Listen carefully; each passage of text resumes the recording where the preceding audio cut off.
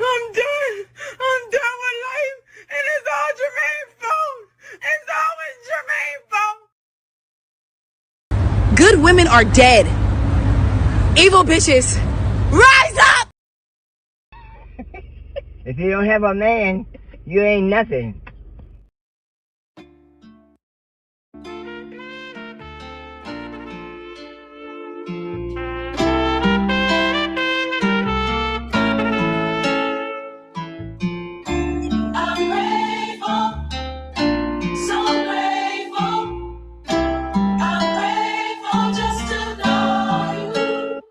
So be.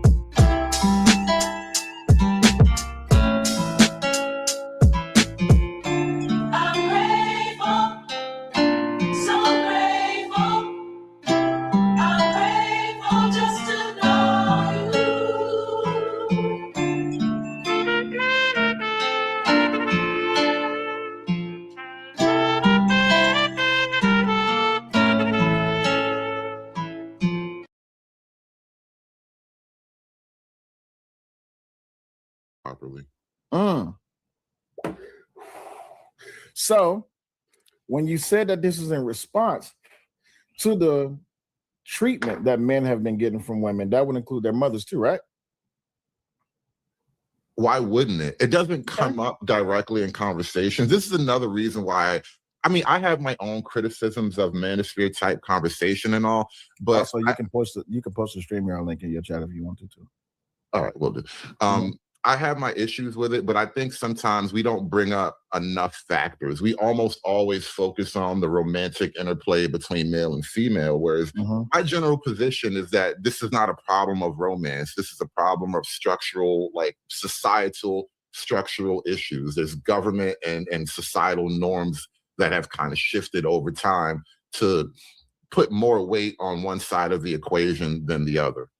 Got you. And then and handling that, balancing that, this is why men need to this is something that I've always said. This is why men need to focus on iron and sharpen iron, right? How it is that we need to better ourselves, regardless of what the women say or do. What they say about us as men, how they treat us as men, that has nothing to do with how it is that we move as men. That's always been my position on it.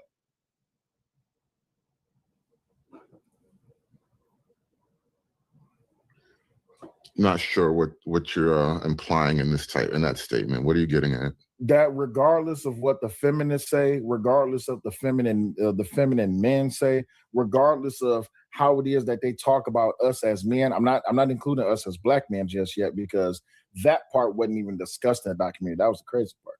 But how it is that the world view us as men, that has no effect on me, because either I'm gonna get it or I'm gonna go make it happen, regardless of how that works. Because not every woman is a feminist, and not every man is a effeminate man. Not everybody is going to treat you a certain type of way just because you're a man. It may be presumed that way, but that goes back to that concept that this is just a barrier that men are creating around themselves because they think that all the women or the world is out to get them. Would you say that that's a fair assessment? I would argue it's not totally untrue. Elaborate, please. Why does the NBA have like a specific training course for their young ballers about groupies? What is that about? I don't know. I don't pay attention to basketball too much, to be honest with you. And I would argue this is a sports wide. This is just in the major sporting world in general. Once you have young men with millions of dollars of money at play, they become targets of women, and so it's counterintuitive to think that some little old creature with breast and a vagina is somehow threatening to your reality as a man. But in the modern world, more men are taken down by women than by, bandits on the highway. This is true. I'm not going to disagree with you that, but I would think that points back to a character flaw on how it is that men are just willing to sow their seeds anywhere, and we're just willing to get in any relationship that comes across. Just because they throw pussy at you doesn't mean you got to take it.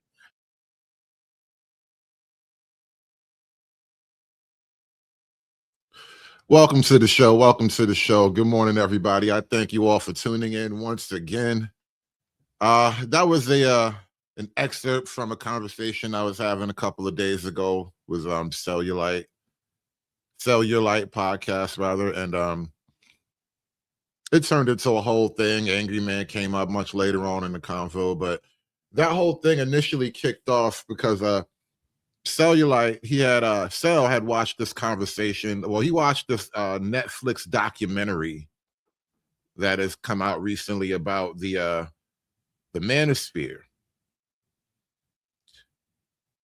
And I might as well, at some point I'll get around to pulling that thing up on Netflix and watching it, I guess. But I haven't watched the whole thing yet. I do have a couple of clips to bring to you guys from the Netflix Manosphere documentary. And I'm just my initial reaction is, Cellulite, Cell, I can't believe you decided to bring this content over on the black side of the Manosphere. Like, they were not talking about black men, for one. So I don't know why you jumped in this fight, but anyway. I normally train a little bit earlier in the day. I like to start my day off working out. Who are you talking to? What, do I not talk to them? Don't talk to him. Talk to you. We're not on social media now. What would you say is the message? I coach boys how to make money. Wow, this is a nice spot. How to be outside the system. How to be proper guys. Shut up or nut up. Would you see me that way? Did you look at my arms? The stature's not saying too much. I was entering the Manosphere, a wild frontier of streamers whose behavior is reshaping the culture. Now, right away, you can tell by just the imagery, it's already being set up as a little bit of a mockumentary where you have this beta guy, like he's intentionally beta, and he's attempting to create a mocking style documentary about the Manosphere to kind of project the idea that his beta-ness is the actual acceptable general norm for men right now. And all these other guys who want to, you know, fuck bitches, get money, something is like new and extreme about that. And now he wants to take a look into the culture of getting money. People ask me why Miami, and I tell them because if it was 120 years ago, I'd be on a horse on the way to California to dig for gold. Whose appeal has proved irresistible to hordes of young fans. 15 is probably like your main demographic. No, it isn't. They hear that content, they think it's acceptable. Fuck the woman! Fuck the woman! What have I done? I'm doing it for money. I don't care about The morality of it. I'm not living for other people. I'm living for myself. What can some little beta twink tell you about morality? You know, I was kind of struggling with this concept a while ago. I forgot when, but I think it was something in the eyes of like the slave morality, I guess, is really what I was thinking about. It's like you have this morality that can only conceive of the world from one position, therefore slave morality. Whereas like, if you've never been in a position to totally destroy something and then decide not to for reasons that are completely abstract and theoretical because it's just not right for whatever logical conclusion you've come to, unless you've ever had or been in the power to destroy something and then choose not to, can you even consider yourself good? You know, it's sort of like that. You know, the idea like, are you even moral if you've never actually tested the bounds of morality? And as a little skinny armed beta, I can tell you haven't tested the bounds of morality. So what are you going to tell me about morality? The mother of my children, she doesn't talk to other men. We don't cross into each other's lane. Stings, huh? You seem upset by it. You seem upset by it. Do you consider yourself a misogynist? I love women and actually understand them. You think you know better than they do? They want a guy that can lead them and dominate them. And here's the infamous, I guess Myron can be like the token black for the Netflix show. This is why they're talking about the Black Manosphere, because Myron is like the token black. Got anything to say to the live, Thoreau? Not really. Do you think Satanists are running the world? Absolutely. They talk about misinformation on the internet. This is what they're talking about. So he just called the Manosphere misinformation on the internet. Things guys care about is technically misinformation on the internet. All the things that men understand, but they won't let us discuss openly, that's misinformation on the internet. I'm raw. I'm not a puppet. I'm not controlled.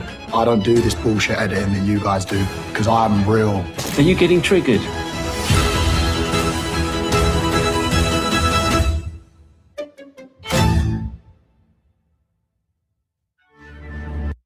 So yeah, that was a couple of days ago, March 11th.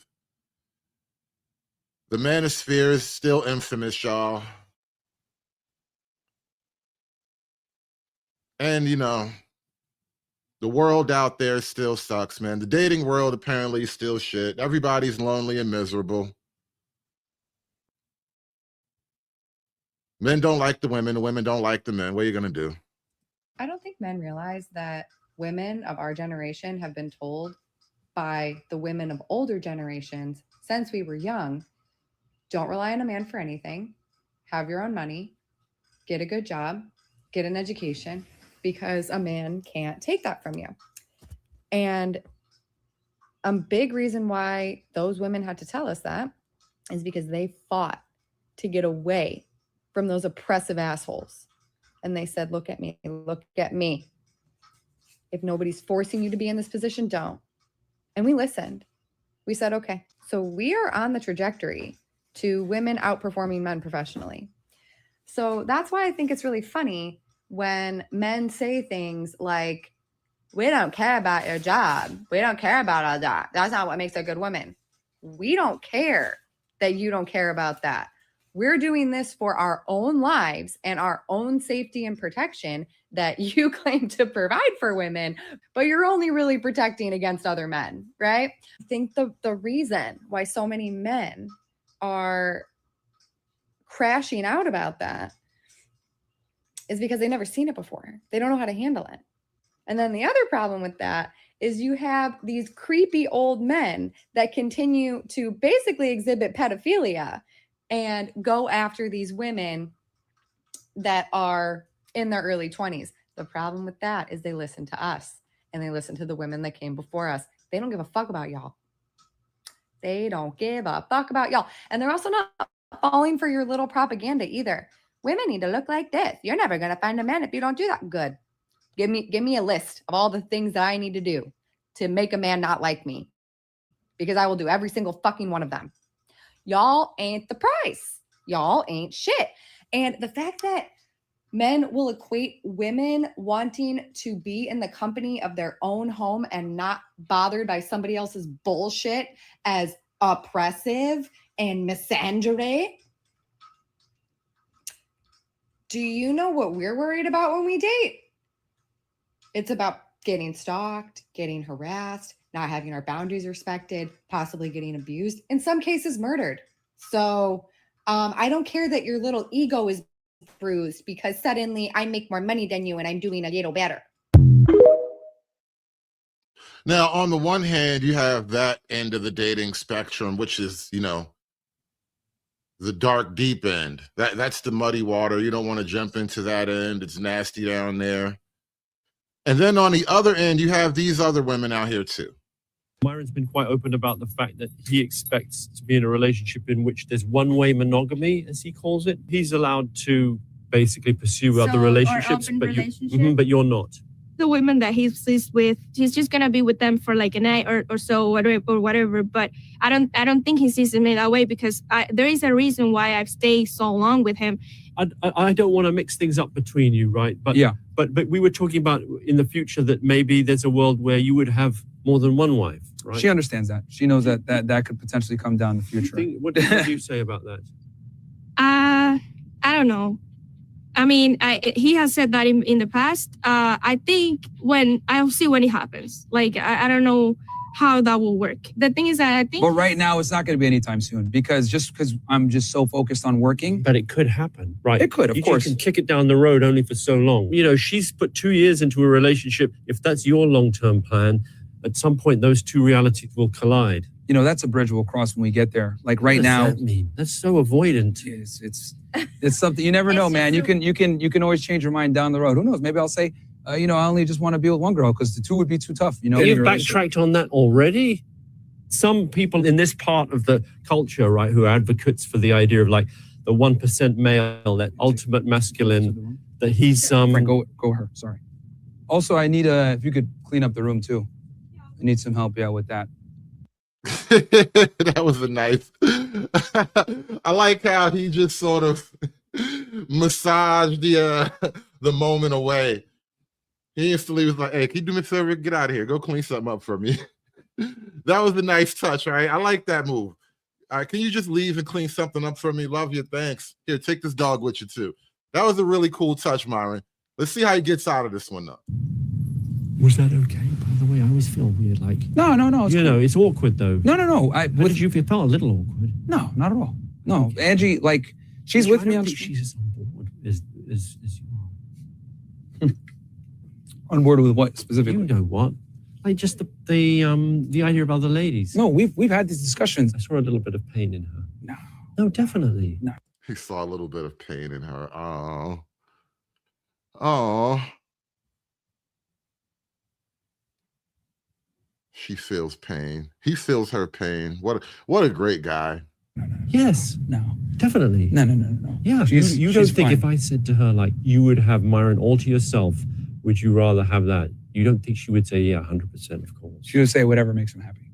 That's what she would say. You know, the time I do have, I spend with her if I'm with any woman.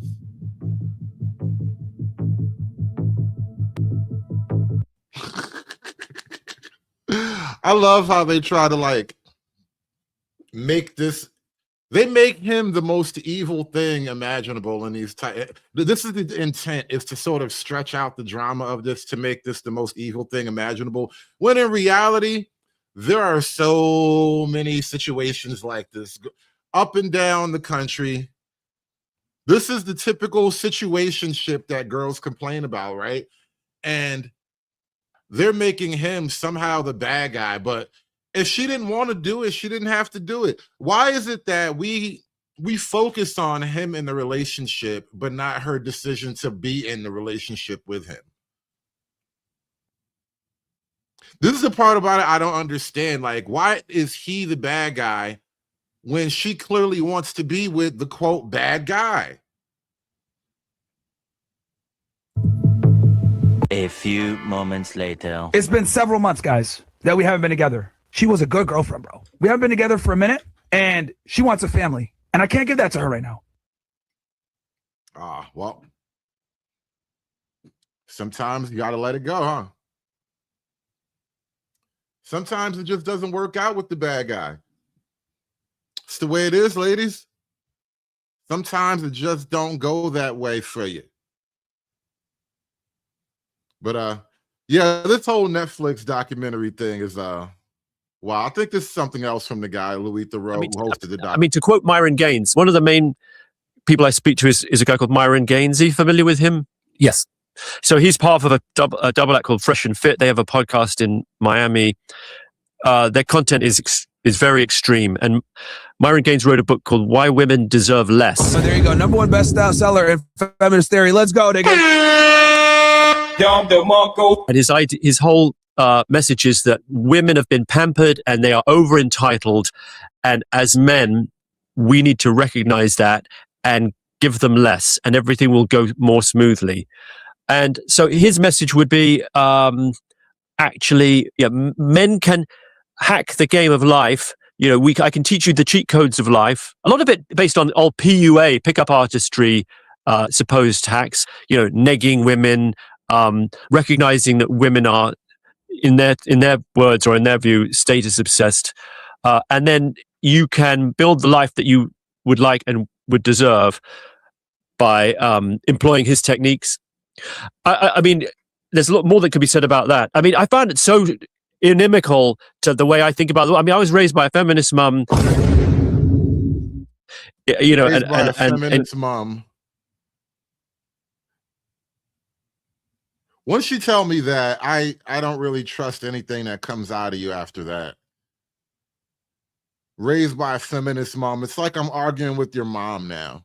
I know for a fact now I'm arguing with the spirit of your dead feminist mom. In South London, in a world where, the idea that, you know, my mum was a working mum. I grew up in the 70s in South London. So these ideas are so alien to me that I had to kind of get my head around them. I think a lot of it seems to be based on his interactions with cam girls and OnlyFans models. Like, in his world, he's like when he's talking about women, he only really seems to be talking about Instagram models and women who do a lot of social media. Like that gets you some way down to understanding like what his mindset is.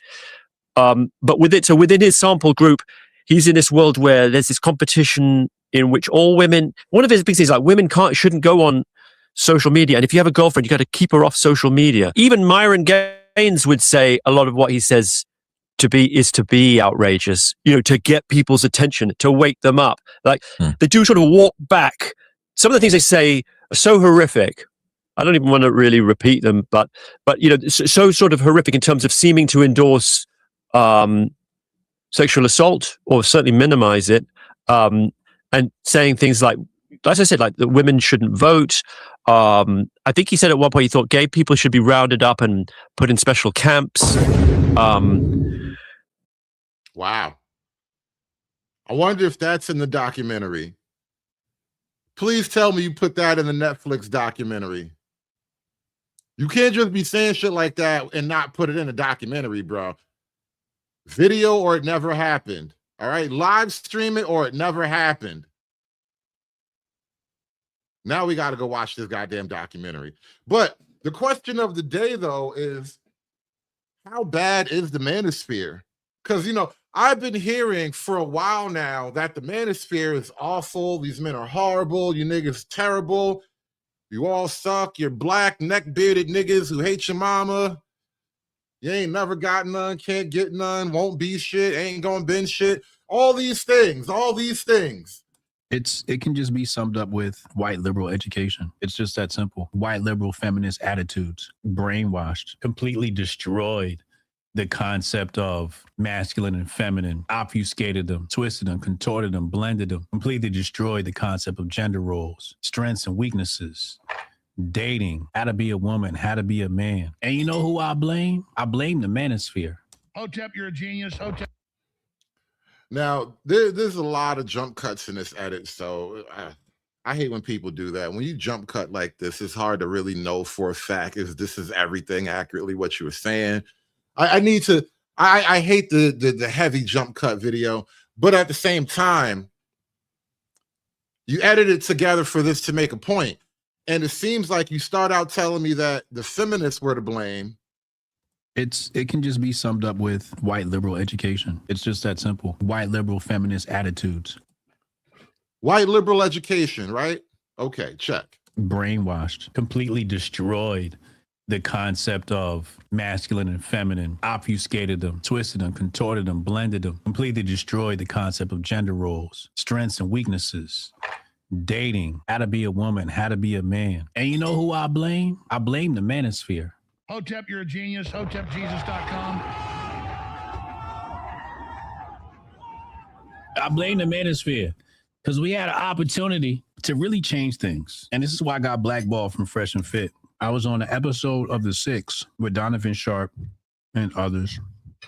Kevin Samuels was on that show. And the question was, what's wrong with the Manosphere? And I was like, Fresh and Fit is what's wrong with the Manosphere. I said it out loud.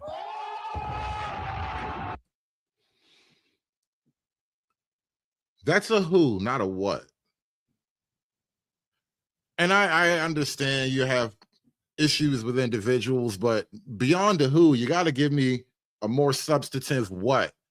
And I need to hear the what part. Fit is what's wrong with the Manosphere. I said it out loud.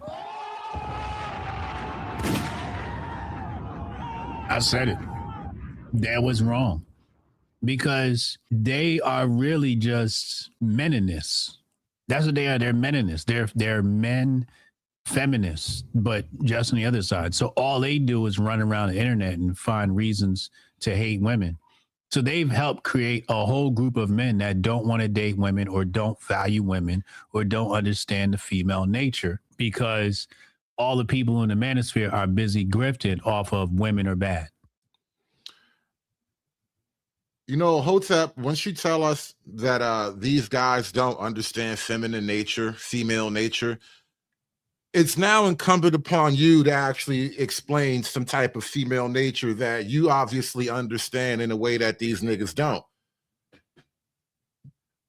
Unless you're prepared to have a conversation about female nature, I don't know if you want to get in that conversation. And then the whole meninism thing. Listen, I don't think you niggas are even close enough to feminism yet. Like, the idea of men just talking about things somehow gets like equated to feminism is crazy to me. Like, the parallels don't even hold up, where feminism literally like is a type of religion where effectively they make a devil out of men and make a utopia out of a world without men. And this is why I start calling it like feminist theology.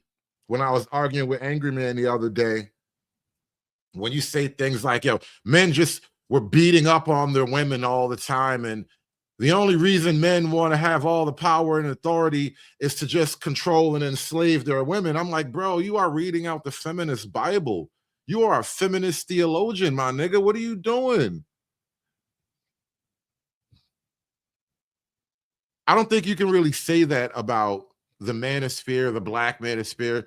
The men don't blame women for every single thing that's went wrong. I mean, even the whole biblical Adam and Eve thing, like dudes don't even take that metaphor and run with it exactly. Dudes just talk about the order of things. Like actually the way I explained it, you know, patriarchy is a biological imperative, all right? Because I have the balls, that dictates patriarchy. Something about having balls means patriarchy. So you got one side say men are bad, the other side says women are bad, and that is the perfect recipe for destroyed relationships and a declining dating market where only a few women are going to be fighting over top tier men. These are just the facts of the matter. The Manosphere had a strong opportunity. We were making grounds, you know what I'm saying? And they chose, because see, the thing is... Opportunity to do what, though? I hate when people trail off with these half-baked ideas. Like, an opportunity for what? Like, every moment of your life is a goddamn opportunity, bro. Opportunity to do what? The simps been heartbroken and never healed from whatever happened with their relationships. Maybe girls, maybe they could have never got a girl. Maybe a girl cheated on them, broke up with them, said he got a little penis. I don't know. But there was some trauma. They mama hate them. They hate their mama. There's some trauma that they have not healed. Usually what you're talking is hate that which you can't have. And that's what they feed. That's why you see all these people in these chats, because they feed them toxic concepts. And then so you get a bunch of people in the millions who are trauma bonding with each other over what women did to them. And they're not healing. And they're just... You niggas need to heal. You need to heal. You know what? That's why the Manosphere has an official therapy wing. You know, shout out to what's his name over there? The therapy brother. What's therapy bro's name? Shout out to the therapy bro. You want healing, nigga? We do healing. Niggas be doing therapy, counseling, and shit. We got a whole therapy bro. What do you mean niggas don't heal? Yeah, ask a therapy bro. Talking about the Manosphere don't be doing healing. What do you mean? Niggas opened up a whole therapy wing. Niggas be pulling up heavy, getting the therapy bro conversations. You got Dr. T. Hassan Johnson. What do you mean niggas don't go to get healed? I don't even know what niggas mean when they say healing. It's only like you can only ever really mock the concept. What do you need? Like romantic healing? You need emotional healing? I'm not even gonna say the next one. You know the next one. But I'm like, no, what do you mean? What do you mean by niggas need to heal?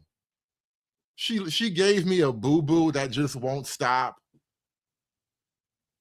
Filling themselves with more hatred and more rage. But the grifters get paid off of that hatred and rage. Meanwhile, the grifters are in relationships with women. Some of them are married. Imagine that.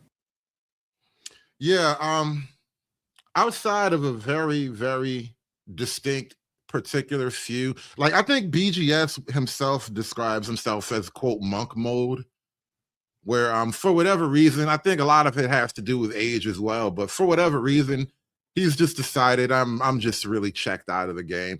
And I think there is a certain percentage of men, like I said, age has a lot to do with it, but you know, life and circumstance will kind of just push you down a path where, like, I mean, you know, there are just some guys where you can tell you are just not interested in trying to be around women for whatever reasons. Like, and then, you know, like it's a thing. It's a thing. But that's always been a thing, right? That's always been a percentage of men who just are going to wash out of the whole dating game thing or whatever. It is what it is. And a big thanks to my man SKC, the Coon of Coons, with the 5-ball opening up the super chat game. Super chat button works. Thank y'all so much for coming out today. Hit that like button, y'all. Everybody must eat. Everybody must eat. Everybody must eat. Everybody must eat. Yes.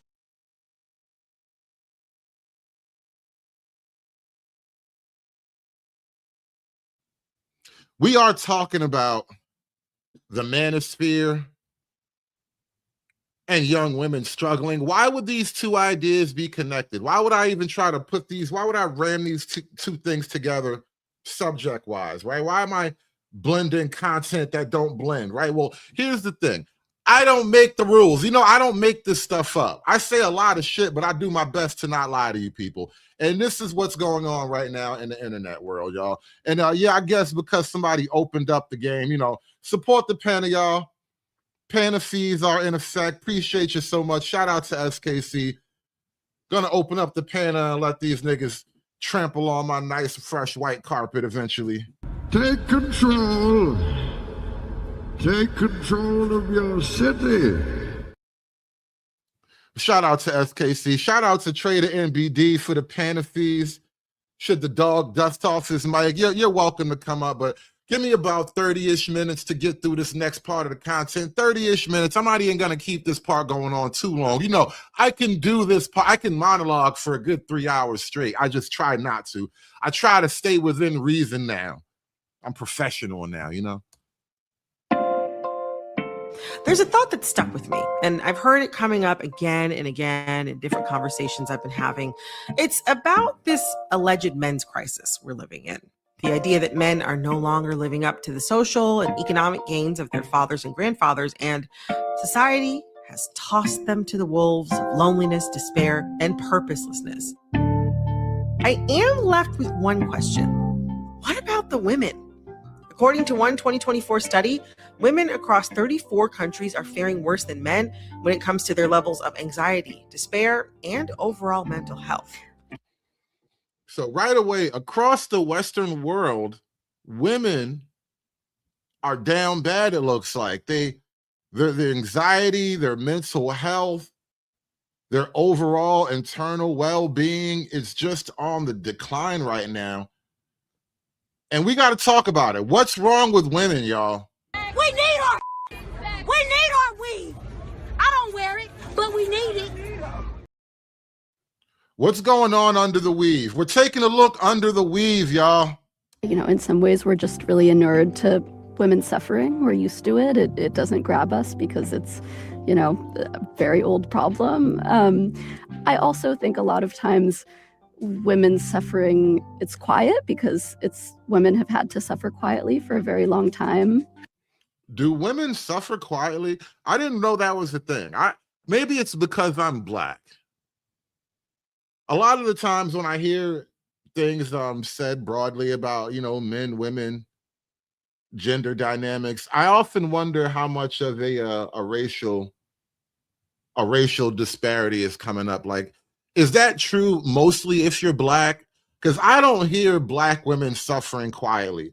That's just the thing I don't often hear. I mean, one thing Black women are not known for is suffering quietly, y'all. I need that money. They might suffer, but they don't suffer quietly. You're gonna know. You're gonna know that they got problems and they need you to do something.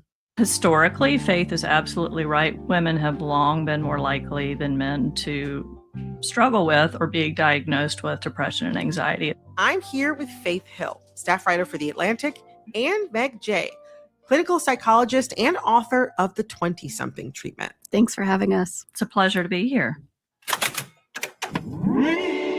Hello, hello.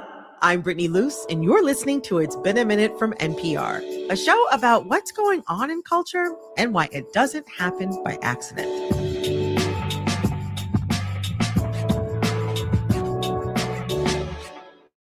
Faith, you recently wrote an article for The Atlantic called Young Men Aren't the Only Ones Struggling.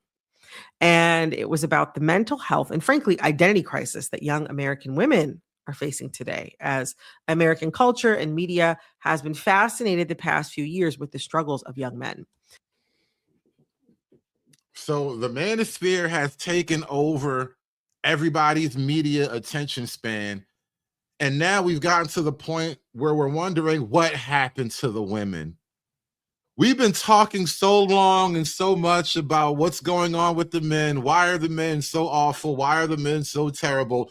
We have forgotten to look at the girls. And as it turns out, these women are horrible too, goddammit. When we talk about the men's crisis, we're talking about men earning fewer degrees than women, or having weaker social networks than women do, and dying by suicide at higher rates than women. I really just wanted to kind of add some extra context to that conversation, because I do think it is important to talk about the ways that men are struggling more than they used to. But I've realized from talking to other people that a lot of people really thought that meant they're struggling more than young women. And in fact, women have, struggled with higher rates of depression and anxiety for a long time. I wonder, what does this demographic-wide crisis look like for women and girls? People talk a lot in this conversation about, men having higher suicide rates than women, which is true, but women actually attempt suicide significantly more than men. And the discrepancy is actually because men are more likely to use more violent and lethal means. Clearly a skills issue, all right? If you wanted it, you do it. It's not like you don't really know how, all right? I bet if you wanted to kill me, you know how to do it. Skill issue, all right? God of the sea, I'm with you. Fake, fake, fake. There's a skill issue. If they wanted out, they would be out, all right? Because when they want you out, they know how to get you out, don't they? When they want to get you out of the game, they know exactly how to get you out of the game. I'm gonna throw this radio in your bathtub, I'm gonna pour this thing in this coffee maker. They know exactly how to get you out of the game when they want you out the game, but when they want themselves out of the game, it's, I'm just a girl. Oops, I did it again. Somebody come help me.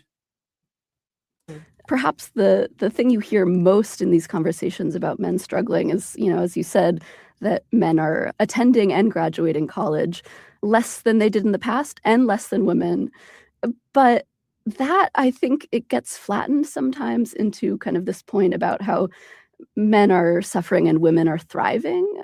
And I just don't think it necessarily means that, women are flourishing or really that happy, because it really just shows a certain type of high functioning, I think. Gosh. But I thought women were doing great. Listen, every time I hear these chicks talk, they're like, I'm awesome. You niggas are horrible. I don't know what your problem is. You need to get like me. We are absolutely winning right now. Absolutely. We have done more than change the conversation. We changed the balance of power in the federal government. What happened to that? I thought just 4, 5, 6 years ago, was it? Black women saved the world. They elected that old white man and they saved the world. Didn't they tell you guys? Don't you remember? Weren't you there?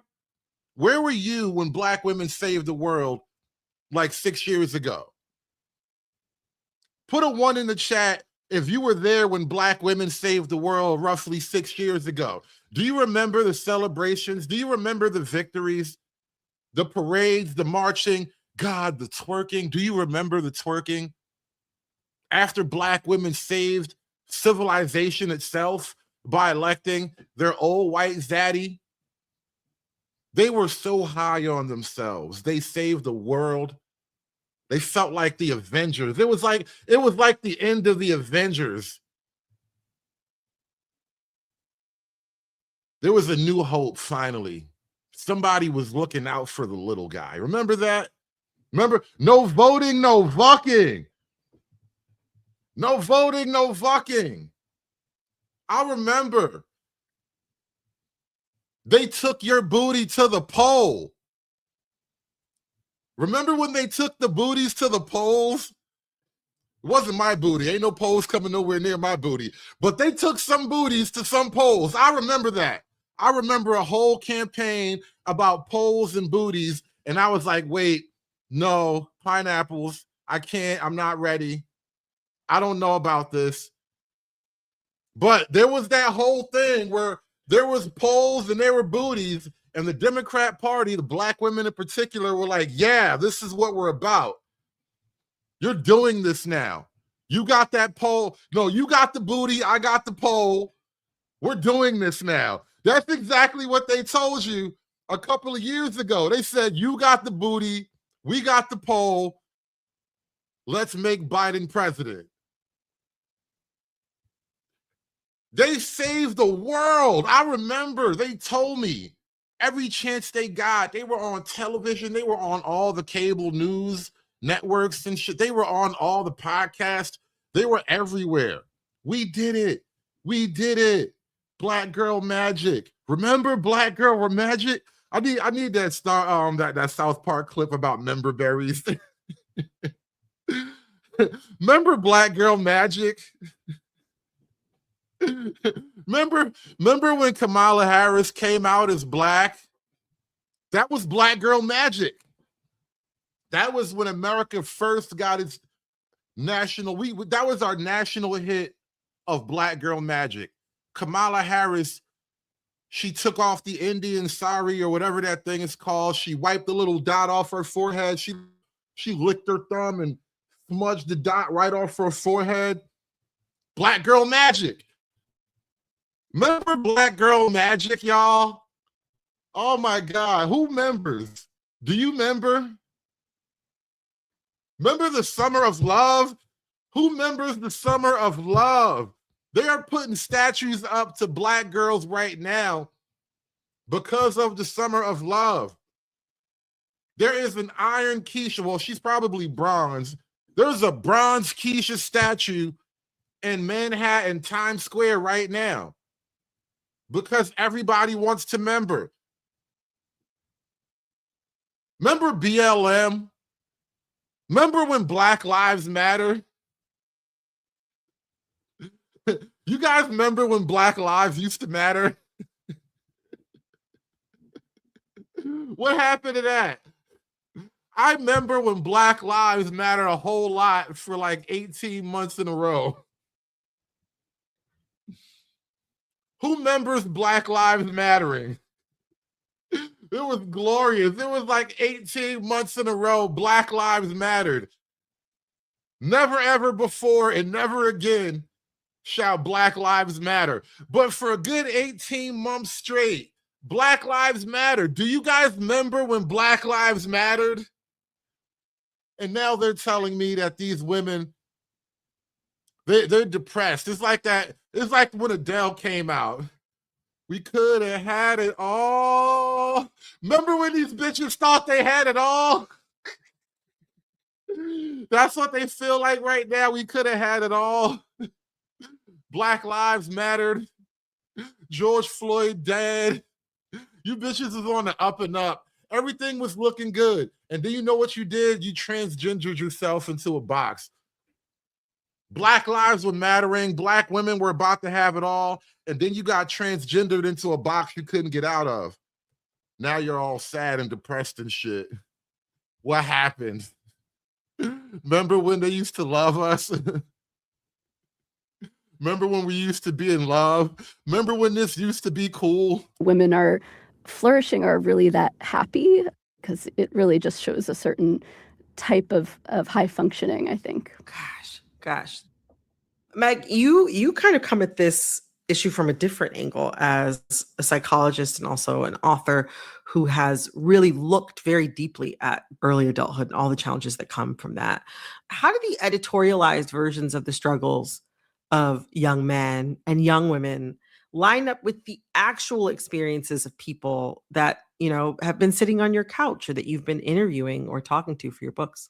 Yeah, I mean, I think what a lot of people don't realize is that as long as we've been measuring mental health in adulthood, that young adulthood has been the mental health low point of life. What? Hold on. The entire time. That I'll tell you something. That explains a lot of my 20s when you put it like that, Meg. Of course it does. Well, because I've been specializing in 20. Wait a minute. Wait, did I just hear that right? Talking to for your books. Yeah, I mean, I think what a lot of people don't realize is that as long as we've been measuring mental health in adulthood, that young adulthood has been the mental health low point of life. What? Young adulthood has been the mental health low point of life, right?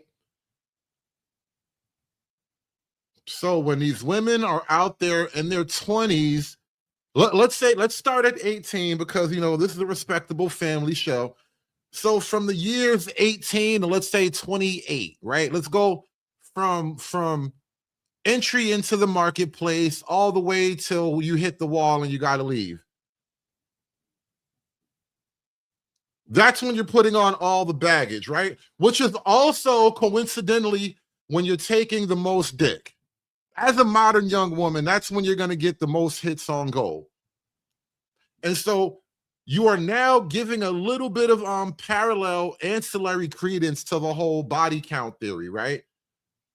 Because that would be the part of your life when you're more likely to rack up counts on your body. Interesting. Hold on. The entire time. That I'll tell you something. That explains a lot of my 20s when you put it like that, Meg. Of course it does. Well, because I've been specializing in 20-somethings for 20 years, and any actual 20-something says, yes, I feel seen. But I think from the outside or maybe in the rearview mirror, we can't remember what's so challenging about it. So it's a challenging time for men and women. It's the most uncertain years of life. The brain doesn't like that. You know, friends, family, health, wealth, all that is still up in the air. So that makes people feel depressed and anxious. And what do girls do when they're feeling depressed and anxious? What do hot girls do when they're depressed and anxious, huh? Hey, what do fat girls do when they're depressed and anxious? What do girls without loving fathers do when they're depressed and anxious? Historically, Faith is absolutely right. Women have long been more likely than men to struggle with or be diagnosed with depression and anxiety.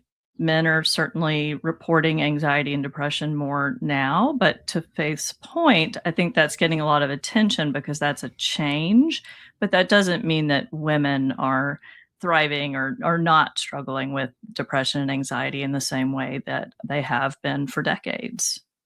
Are young men and young women are they experiencing vastly different struggles? You know, not to me. I mean, I really work with 20-somethings, with men and women as humans, and they all want work and love and friends and family and health and wealth. And those are hard to come by in your early 20s for sure. It takes some years of work to try to put those pieces of life together. So I think you'd be surprised by how similar the struggles are that men and women have. But it's interesting how in the media we tend to separate the groups out.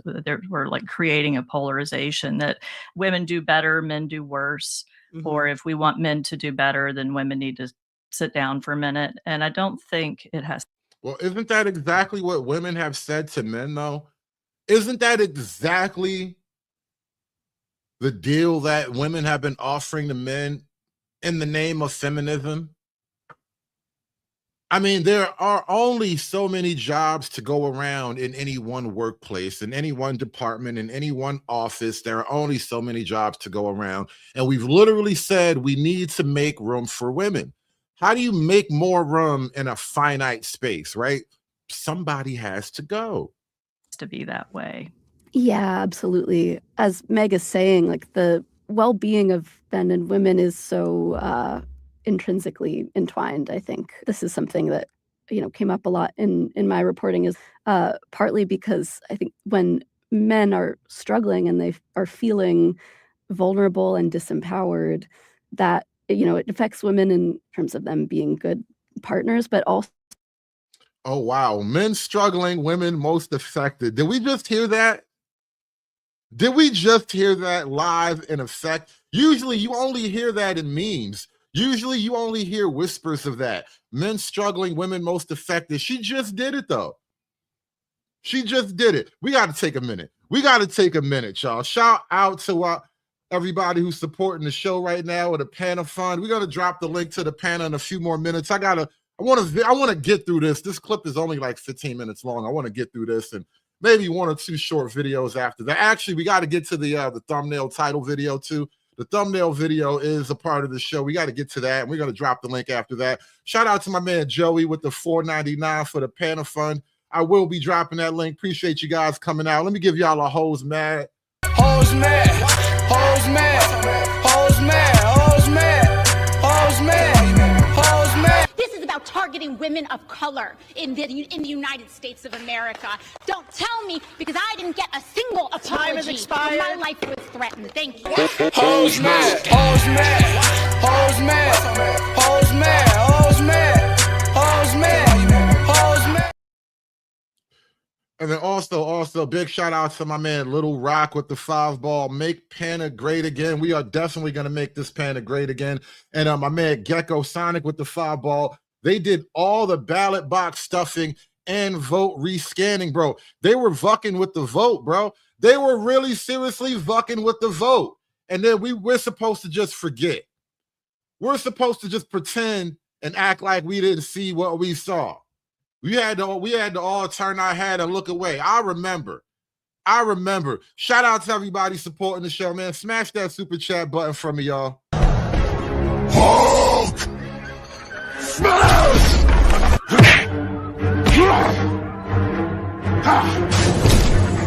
Smash you!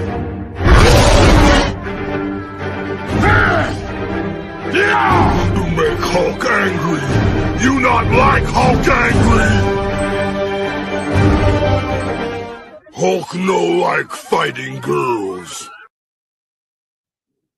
But like I was saying, though, they just did the meme. Men depressed, women most affected. Better than women need to sit down for a minute. And I don't think it has to be that way. Yeah, absolutely. As Meg is saying, like the well-being of men and women is so intrinsically entwined. I think this is something that came up a lot in my reporting, is partly because I think when men are struggling and they are feeling vulnerable and disempowered, that it affects women in terms of them being good partners, but also just in terms of these larger cultural and political forces in the moment we're in. Like, I think there's very much a resurgence of misogyny, and part of that is men's kind of vulnerability being exploited and take. Oh, there is a resurgence in misogyny? No. Where would all this misogyny be coming from? Because, I go around in these Manosphere panels. I listen to even the white Manosphere. I really don't hear that much misogyny. To be fair, there's a lot more misogyny coming from the white Manosphere than the black side. I hit a woman for the first time in my life, and I'm having fun. But I want to address this simping allegation. Do I simp for black women? Yes. I love black women. I don't like y'all niggas. This is an easy decision to make. Sorry. Shout out to Angry Snowman with the 5-ball. And because of all this, we now know what black jobs are. Oh yeah, we've been losing black jobs by the boatload. Black jobs have been fleeing away from this country for the last 6-7 years now.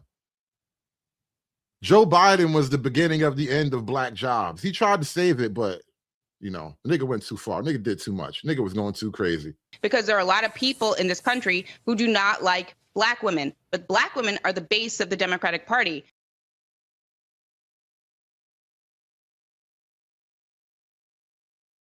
Taken advantage of by some politicians, influencers, podcasters. Influencers. Yes. Yeah. You niggas with your podcast and your mics, you faceless bitch ass niggas with your microphone and your laptop out here bringing misogyny back. How dare you podcast no face having ass niggas bring back misogyny? If you think I'm here to play around with y'all, God damn, I'm not. All right. In the moment we're in, like, I think there's very much a resurgence of misogyny, and part of that is men's kind of vulnerability being exploited and taken advantage of. Right. I misogyny because I'm vulnerable, bitch. Can't you see I'm hurting? Can't you tell I need to heal? I only misogyny because I'm vulnerable and I'm hurting. You need that. This is why you have to respect my misogyny, all right? Because I'm a victim. I'm a victim here too. That's why I'm misogyny, because I'm vulnerable and I'm hurting. My pain causes me to misogyny harder. By some politicians, influencers, podcasters. Influencers. Yes. Yeah. So I think these things are very much tied up, when men feel like, they're like. Right. I'm not a sexist. This is just the trauma response from dealing with modern women. Modern sexism is a psychological trauma response to dealing with modern women. The more modern women you encounter, the more sexist your disposition becomes, right? It's a natural thing. It's like when one magnet pushes another magnet away. I can't help. This is just nature. Life isn't panning out as they thought it would, and it, would have been easier for them in the past to be a man and to be a person. They're looking for someone to blame for that, and they have all these voices in their ear telling them that women are at fault. So I think we need to take seriously the idea that women have always been dealing with these structural issues, and also right now they're in a particular moment where the world is really hostile to women. That makes me think about sort of one of the big dynamics of this. When did the modern world become hostile to women? If you live in America, if you live in the West, I mean, unless you're in ground zero of like the immigrant invasion, the world isn't really hostile to you. I'm just saying, y'all been having a blast most of my life. Entire sort of overall phenomenon of comparing the mental health and identity struggles of young men with those of young women. It's no secret that men's mental health gets a lot of attention when it's discussed. Why is that? Why is that men's mental health tends to get so much more attention, not just in media, but also like in society and in these sorts of panels and symposiums that we're discussing? Why do we think that's so much grabbier for people? I mean, I think it feels like news. I think that because there has been a shift, like I said, I've been working with young adults for 20 years. And I think that in that process, men have been struggling with their mental health, as humans do, as young adults we talked about earlier. But they definitely weren't as comfortable talking about it. Now they're talking about it more. And like you said, Brittany, I think that's for the good. Oh, men talking about their health problems. It literally makes hoes mad. I can't believe it. Men just talking makes hoes mad. Hoes mad. Hoes mad. Hoes mad. Hoes mad. Hoes mad. Hoes mad. This is about targeting women of color in the United States of America. Don't tell me, because I didn't get a single apology. Time has expired. My life was threatened. Thank you. Hoes mad. Hoes mad. Hoes mad. Hoes mad. Hoes mad. Hoes mad. And you know what? This stupid thing is actually working. I don't always get these alerts right on time, but I just got one. Shout out to American Man. I see you down there, homie. American Man with the 20 ball. I already know what it's hitting for. I already know what it's hitting for. It costs a lot of money, y'all. Appreciate y'all coming out. Appreciate y'all coming out to see the boy this morning. It costs a lot of money to bring the real. And with this, I dress myself in cashmere. I dress myself in $100 pleated slacks. I dress myself in alligator shoes. I wear a $15,000 Rolex. I got Mercedes-Benz, Rolls-Royce, them fingers out on the fingers still. Yeah, we don't care. I got Mercedes-Benz, Rolls-Royce, them fingers out on the fingers still.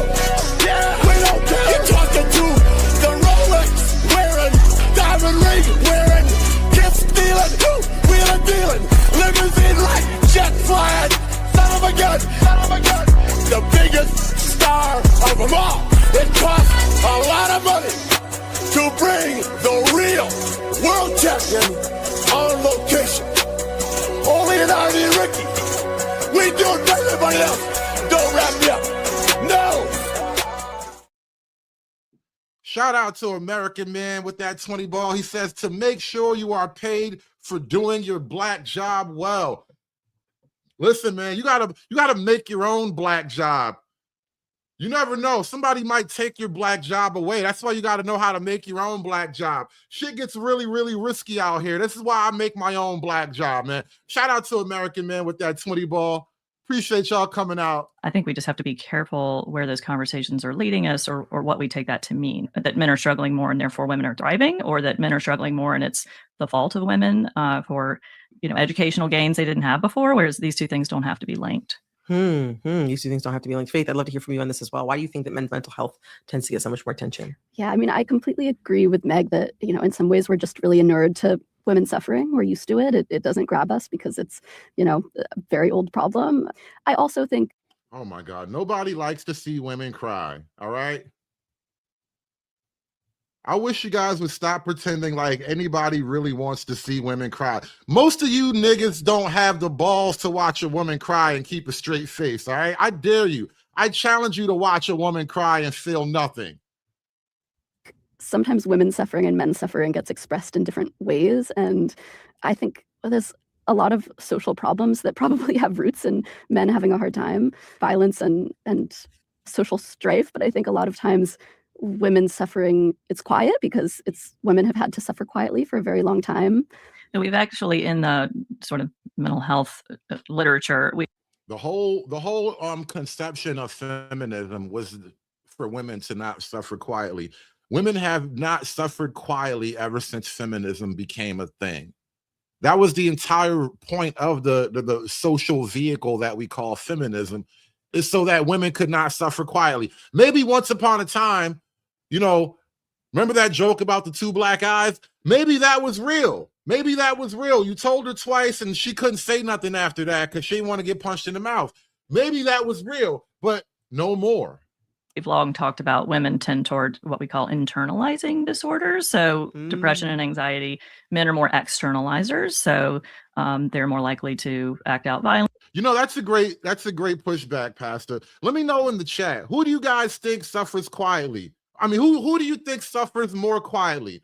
Put a 1 for men, put a 2 for women. You know what? I should make a poll. I need to make this a poll. Who suffers quieter, men or women? Because now we're making it a competition. We're about to have the suffering Olympics, y'all. We're gonna have the suffering Olympics. I need to know who really suffers quietly in this game. I want to know who actually does the suffering in America. Damn it, now I gotta go in and log in and why I can't make the poll right here.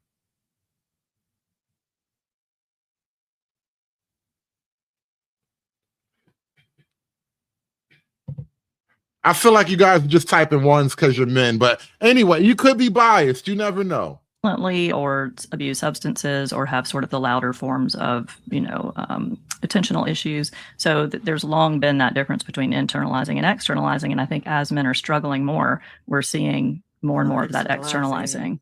Yeah. One person I talked to had worked in the past in medical sociology, and she mentioned a phrase that she had heard, which is men die quicker, but women are sicker, which is meant to just capture this idea that, women suffer from many. Men die quicker, but women are sicker. That actually doesn't make women look more sympathetic. That makes women look like horrible Maybe that's the reason why the men die quicker, because you bitches are sick. Y'all are literally killing us off.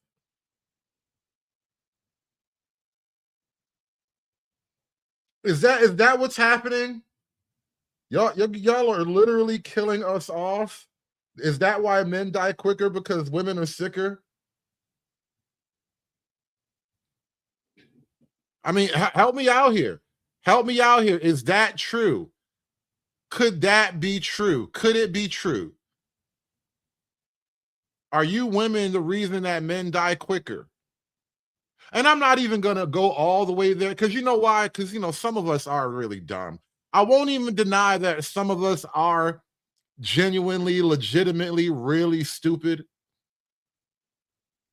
But women are sicker than men. And I don't even know how to feel about that. Like, ew. Men die quicker, but women are sicker. Like, ew, what's going on with that? What y'all got going on inside of y'all? How are women sicker like that? What do you even mean? What does that mean?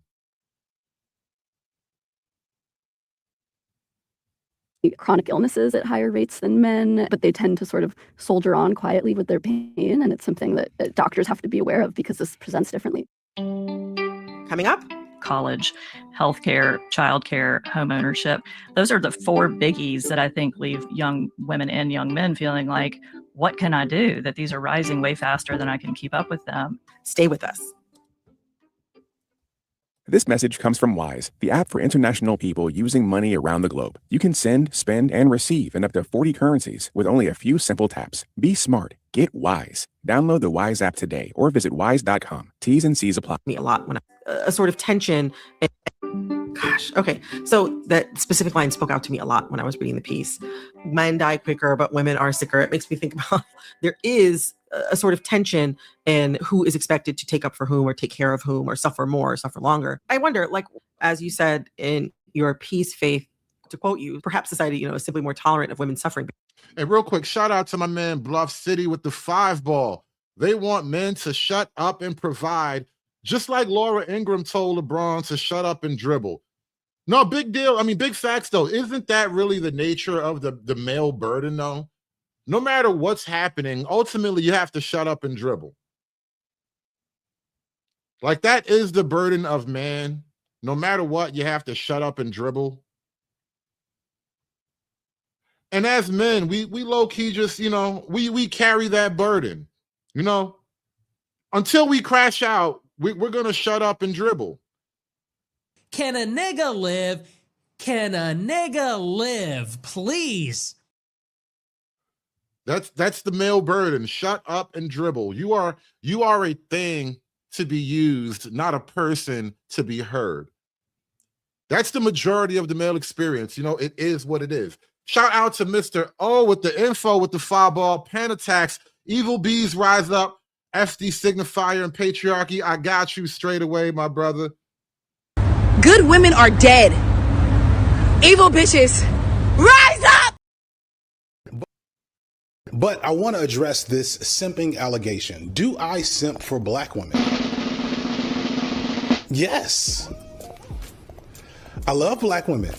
I don't like y'all niggas. This is an easy decision to make. Sorry.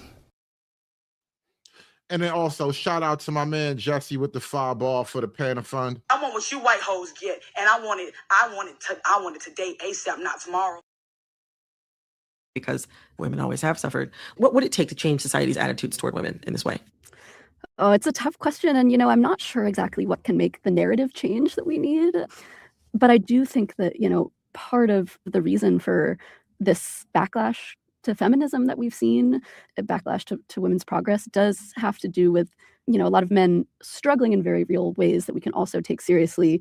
And as we're saying, affect women too.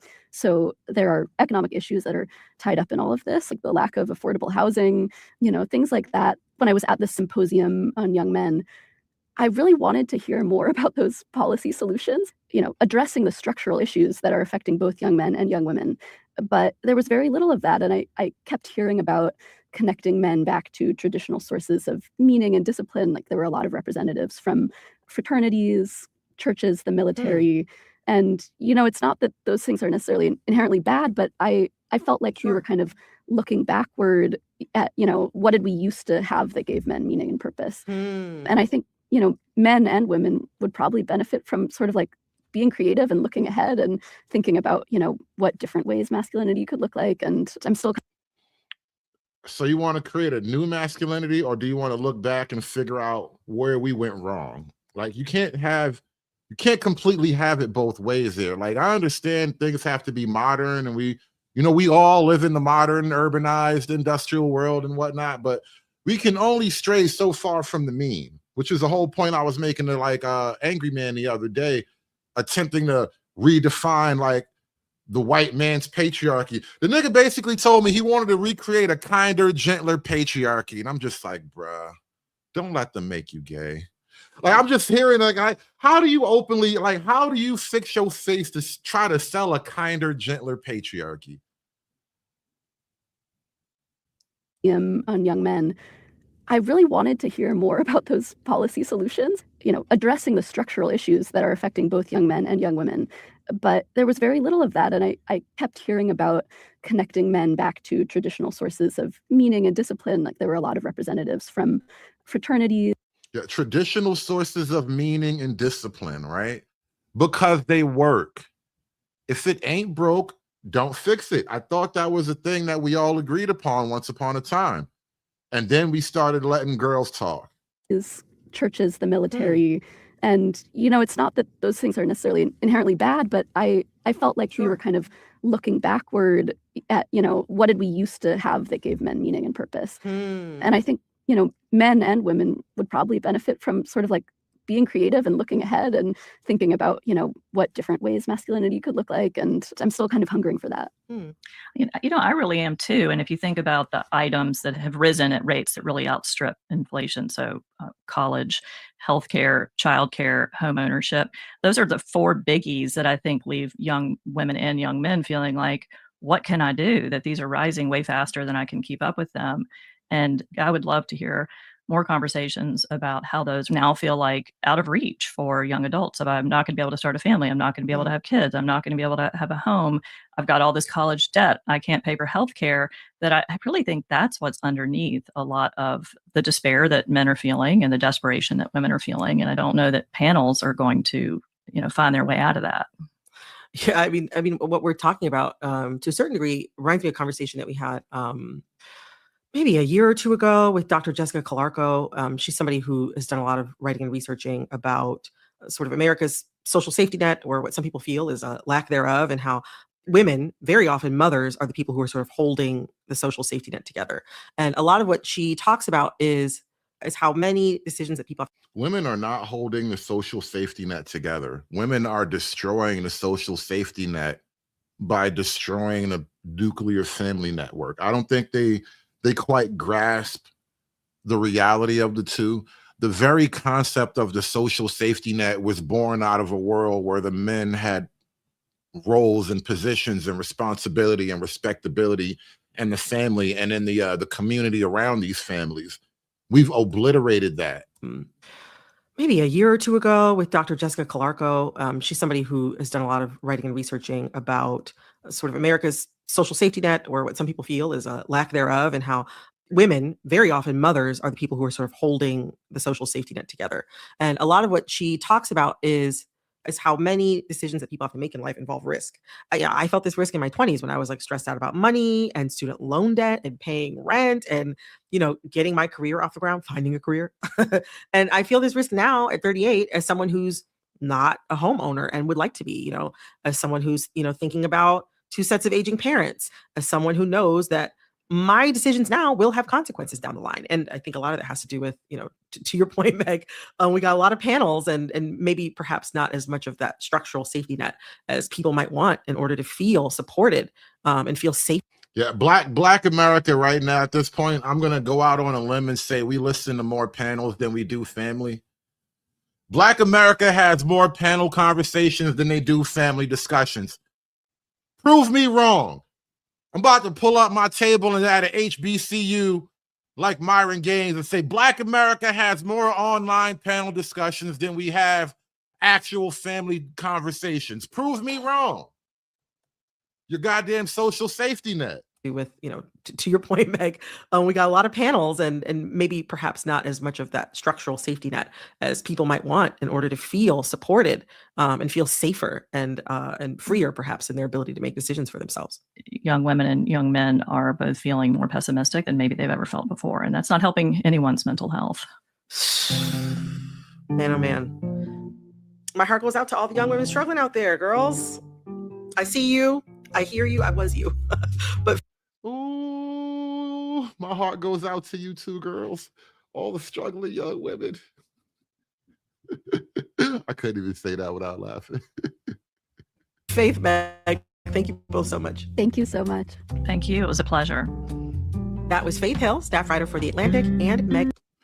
The young women are struggling out there right now. They had to pull up a brief panel because everybody's on panels now. Had to do a quick online NPR panel discussion about it. But let's take a little bit of a closer look at these young women struggling, and then we're going to open up the floor for some discussion. But the struggle is real. I don't even know how you find yourself in this position. As a man, I've been broke, but that's only because I didn't have a job. I was never struggling this bad with a job. She has 3. I don't want to be alive anymore. And I understand that that's a very, very heavy sentence. Yeah, you can't just start out your TikTok testimonial saying that. Now we got to go do a wellness check on you. Let me go open up a TikTok page real quick and do a wellness check on this broad. Let me see if she posted after this video. Because shit looking crazy. Shit looking real crazy right now. You don't just start out your video like that. Hi, my name is Simone. Let me see if I can pull that up real quick fast.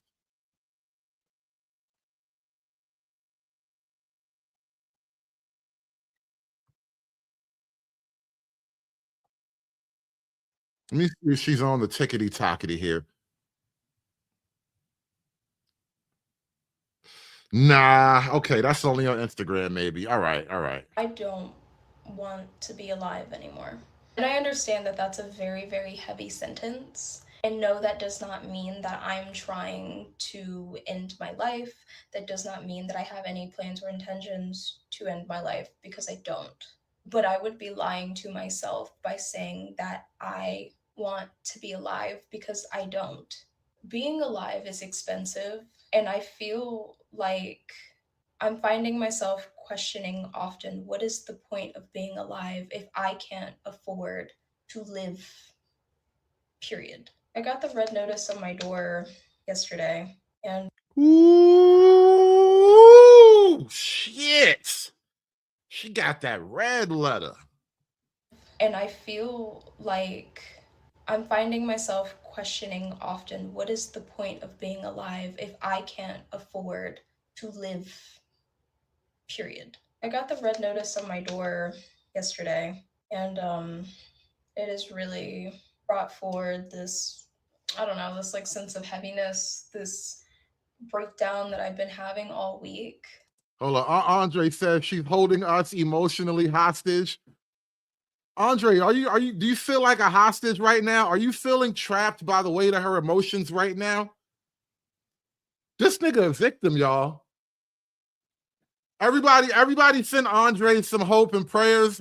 Send Andre some support right now. This nigga a victim. And it has really brought forward this, I don't know, this like sense of heaviness, this breakdown that I've been having all week, especially because this weekend is one of my busiest weeks for work. I go to two out of my 3 jobs today.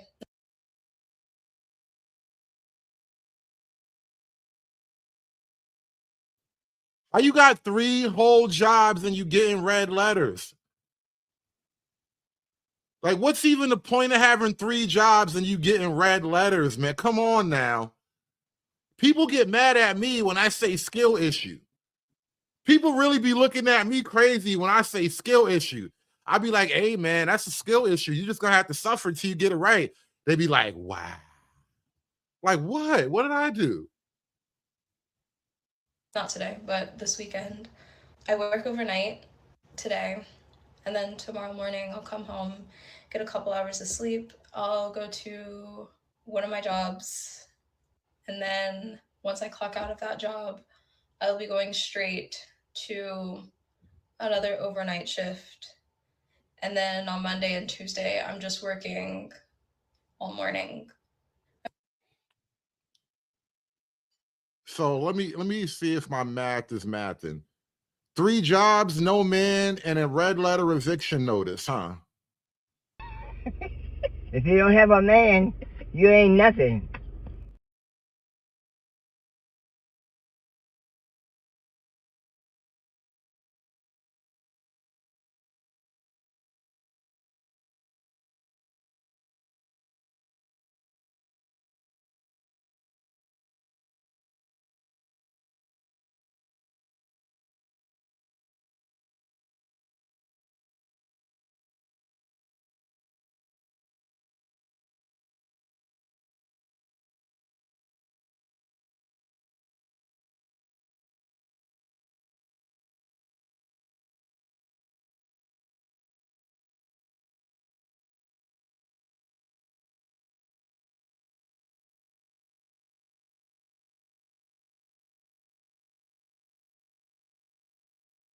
I know that makes no fucking sense. Or like, I'm sorry if that's like confusing as fuck. It's just like a whole lot of work and a whole lot of hours. And like, I hardly want to go because it's like so clear. Oh my God, this thing be muting me up by accident. This stupid mute button. Now I was saying that look, I can tell she has a baby. If we were watching this video while she was like in her car, you know how they do these car testimonial things? If she was doing this video from her Nissan Altima, we all know you got an Altima. You got an Altima. You might have a Benz depending on how long you've been working, but the nurses get Altimas till they can drive a Benz typically. And if she was doing this from the driver's seat of her Altima, we could tell there would be a baby seat in the back seat. Right now, I'm just going on my gut intuition. That level of misery and bitterness typically comes after you got stuck with a baby. You got a baby, no man, and a broke down Altima. That like I can't even obviously like cover my fucking necessities, and I don't even know what to say like right now at this stage. Somehow by Monday I gotta pay $1,918.80. $1,900. And it would take a literal miracle for me to get that. So you haven't been paying your rent, which if your rent is only $1,900 in debt, your rent's not that bad probably, because that's not 1 month's rent. You don't get a red letter after just a month. That's at least 3 months, typically 3 months. They might have even given you an extension of some kind, but you don't get the red letter for 1 month. So if you only got $1,900 of debt accumulated after months of not paying, your rent's not even that high. You probably got Section 8. And I like suppose that like, and the part about it that like really like blows my mind is that like I live in one of the poorest states in the country. You live in one of the poorest houses in the poorest state in the country. It's not just the poorest state, it's the poorest house too. Suppose that like, and the part about it that like really like blows my mind is that like I live in one of the poorest states in the country. I live in one of the poorest states in America, and one of the poorest states in the US, the cost of living somehow is unsustainable, working 3 jobs. As I've said before, none of my jobs provide me benefits. I am considered a part-timer that's put on schedule due to understaffing. I'm being worked to death. I don't get access to health insurance. I don't get access to PTO. I don't get access to any benefits. I just show up because otherwise, like if I don't, then... Damn. Look like you should have went to CDL school instead of nursing school. I make nothing, but that seems pointless because I show up every day and I'm still... I know everybody is one missed paycheck from being homeless. I don't even know if I'm like missing, like I cannot wrap my mind around how I work 3 jobs. I work 6 days a week primarily, and I still can't cover my necessity. Like as I'm talking about this, like the people around me are like, it's not your fault, it's not your fault, it's the system, it's the system. Bullshit. I don't like the system, but I will not blame the system for your lack of mismanagement. All these jobs and you're not even paying your rent. I can't bring that to my property manager and say, it's the system that's fucking me up. Sorry, I work 3 jobs. I literally can't. Like they don't give a shit about that, right? And I'm just, I don't know, man. I'm just gonna finish getting dressed and get ready for work. Yeah, that's about all you should do. All this time going to work and you can't keep up with the simple rent. And like I said, the numbers kind of tell me that your rent ain't that high. It's not like you're paying $2,000 to live in a parking lot in New York City, all right? Because that's about what you get in New York City. You get a parking lot for $2,000. You get a parking space, you know, and that's about all the square footage you can pay for. I know you're not even dealing with that. You got like Mississippi or Arkansas numbers right now. You're dealing with the poorest state in the country, Mississippi, Arkansas, Alabama, maybe. One of those three states, I can't tell which, Mississippi, Arkansas, Alabama, one of those three states, you're not paying a great amount of money in rent. You're just not doing it right. But I've been teasing the link in the chat for a while now. The link is actually in the chat. If you guys want to come up, talk about the Manosphere being responsible for all these women going through it, hit that like button, guys. I have decided that the annual to biannual rattling of Carolyn Bessette's Kennedy's casket is a symptom of a female loneliness epidemic, because it's not just her, it's not just CBK, it's not about the pasta la, but it's the tinned fish, it's the waking up at 5 a.m. for lip balm drops, it's the park sweater of it all. You need to talk to a friend. You're missing community. You want to be a part of something, and I get that. We all do it. When I see, cooking trends that I'm like, well, I should do that too. I've never thought about dumpling lasagna once in my life. I don't care. Like, I just want to be a part of something. So it's like every time you have that urge to go buy 15 white cotton shirts and get a hot Democratic boyfriend that's going to kill you in a plane crash.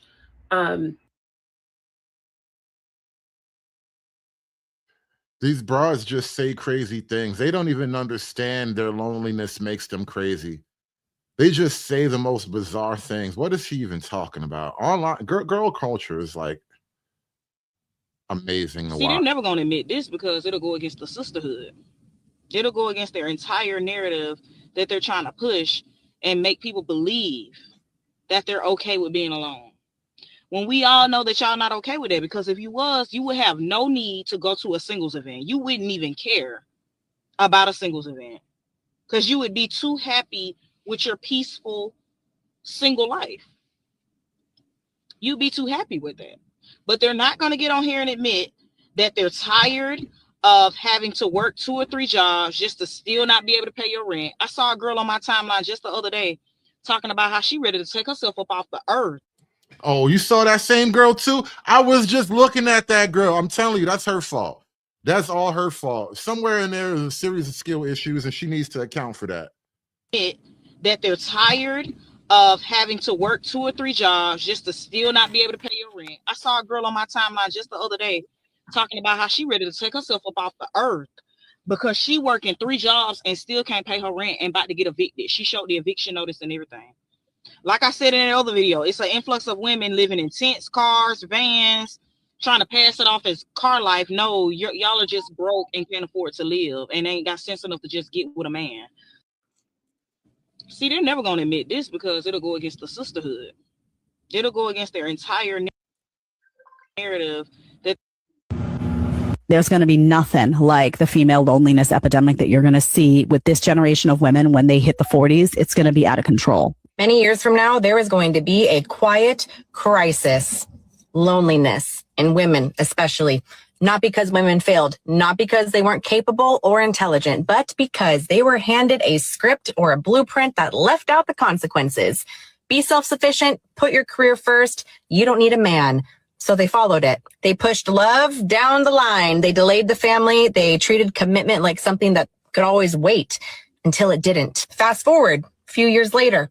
You're older, no partner, no children, no legacy, just some noise to fill that silence. There's going to be nothing like the female loneliness. So I've been seeing some videos on my For You page, and I think that it is finally time to discuss the female loneliness epidemic. Because I know the men have had their own thing, and I'm not here to talk about that. I'm not a man, right?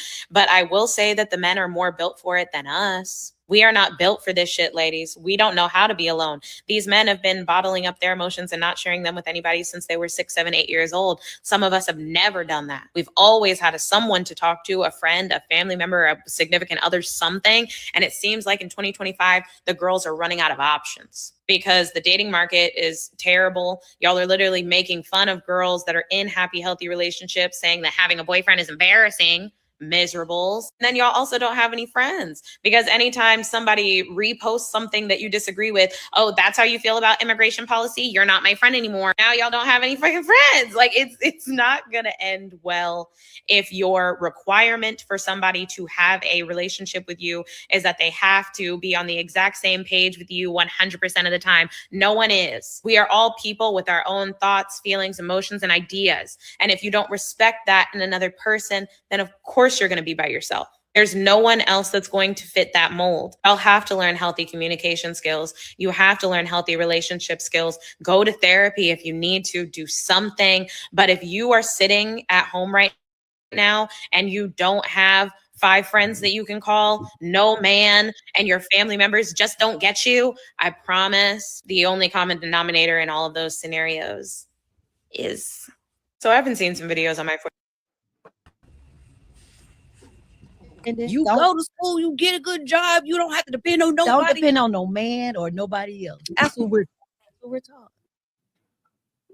I just want to be somebody girlfriend, somebody wife, somebody something. Whoa.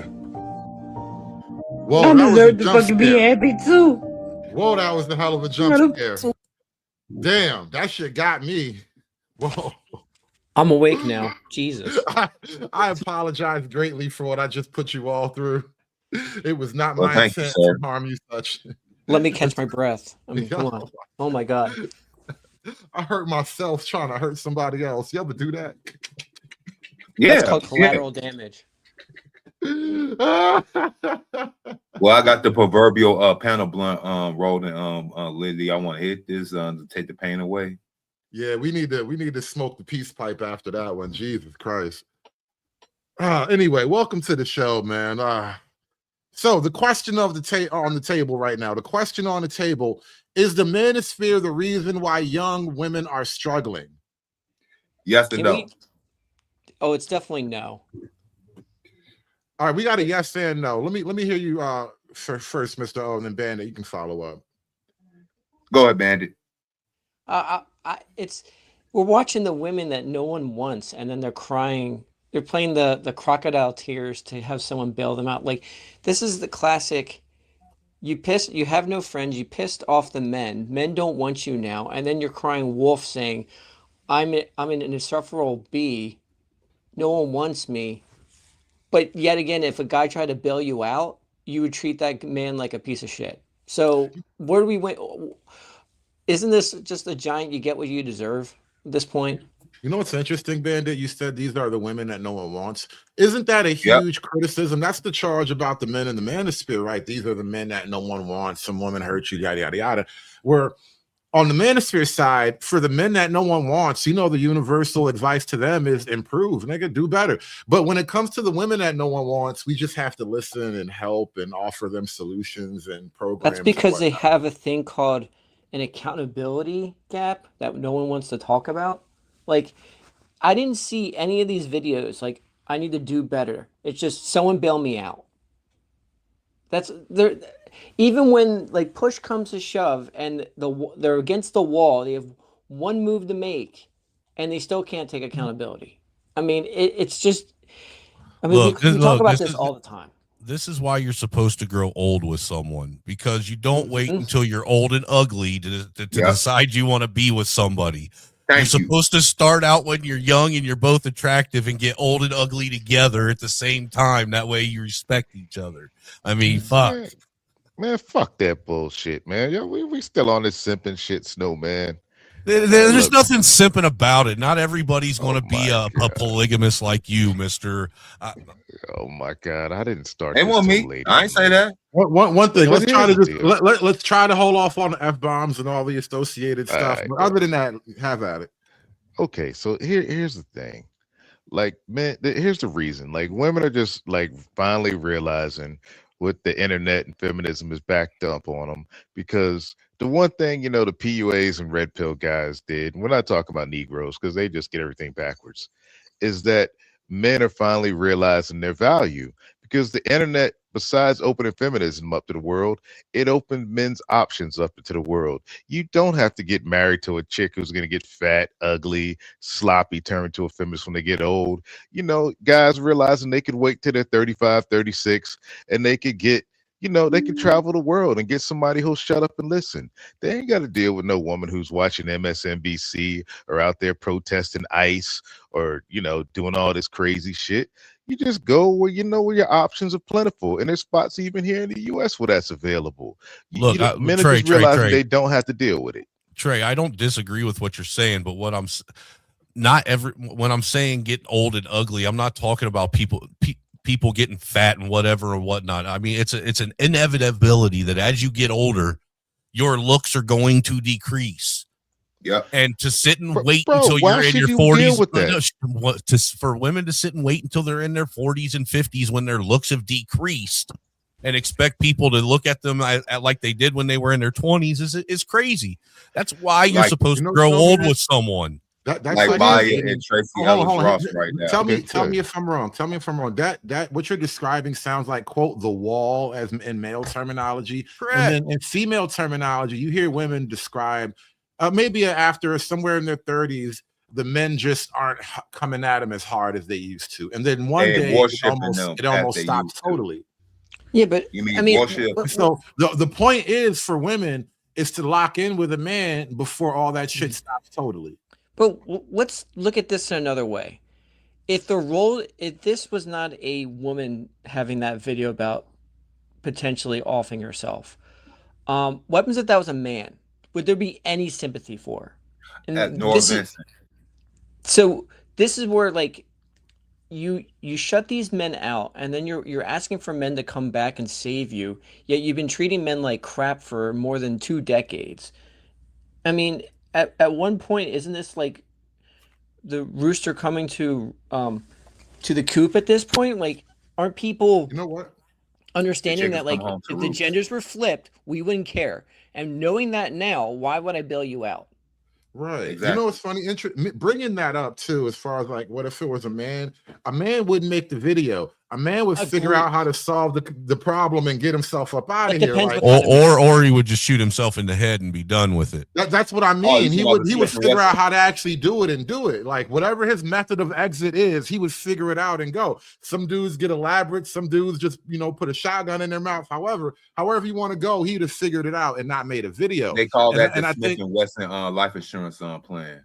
Right, and I think the finality of male decision making is almost what women are up against in their own way, which is like women have been talking about how awful men are and how they don't need men, decenter men, all that stuff, but I don't think they really meant it. When men make decisions, we more often than not mean it. And so when men say like, you know what, I think I'm gonna chill for a minute. I'm gonna cool off on chasing women. I'm gonna cool off on giving women attention and excess reward for all their behavior. I think a lot of men maybe mean it, and women are kind of like, ew, what's this? I think I think women need to be lonely in order for them to change. I think this is a good thing. Yes. But who cares? But here's the problem is like, what do we care? What do we care what women do? Being lonely is one thing, but you have to add the shame to it.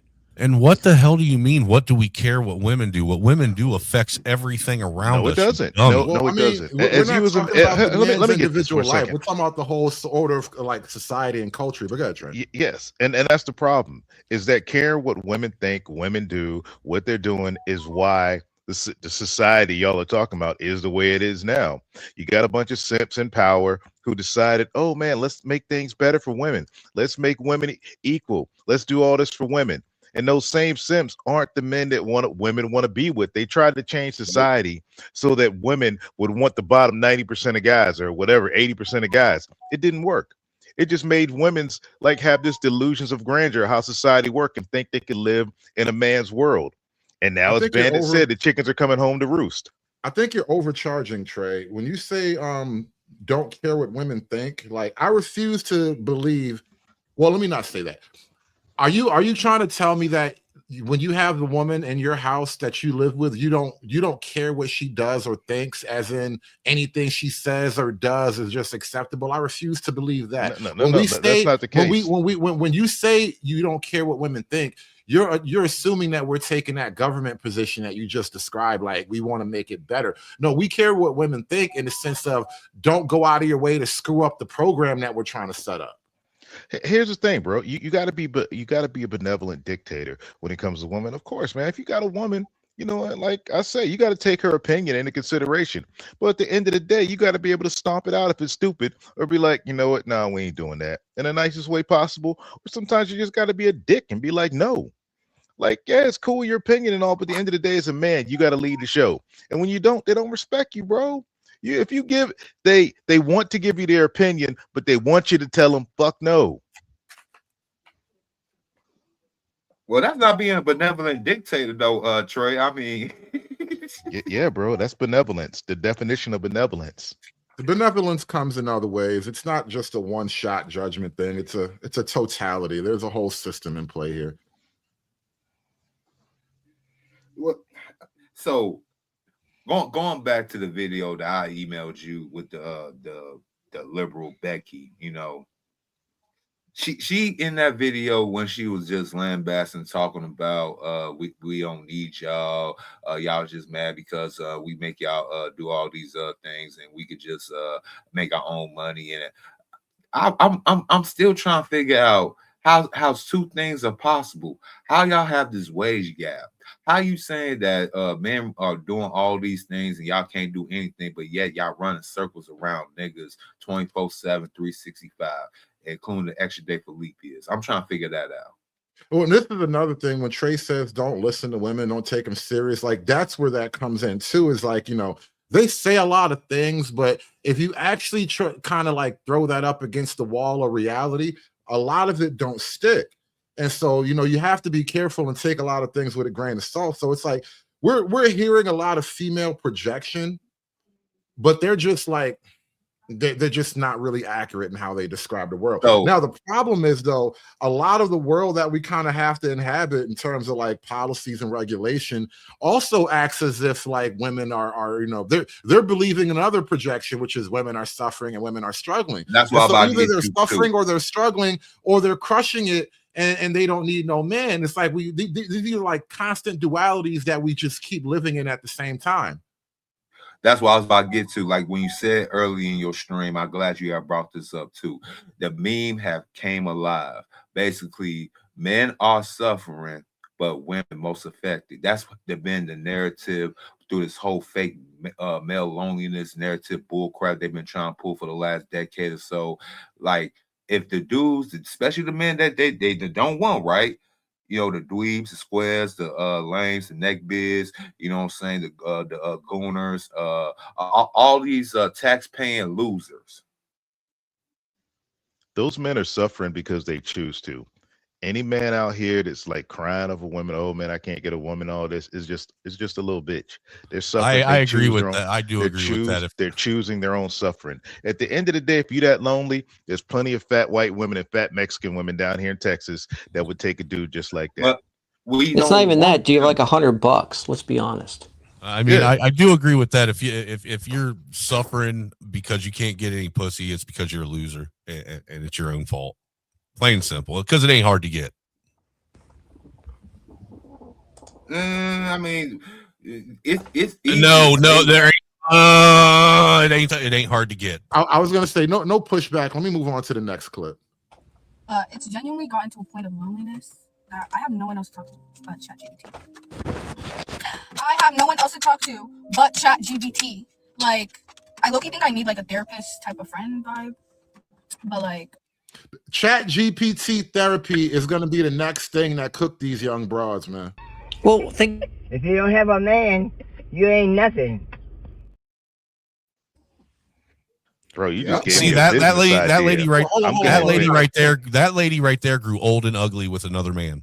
She did, and one of them passed, and she's still here to give the wisdom. Bandit, you're about to say something. I was just gonna say, this is the same type of girl that would say, if men had sex robots, that's such a bad thing when she would be the first one to have a ChatGPT manservant at her house. Right.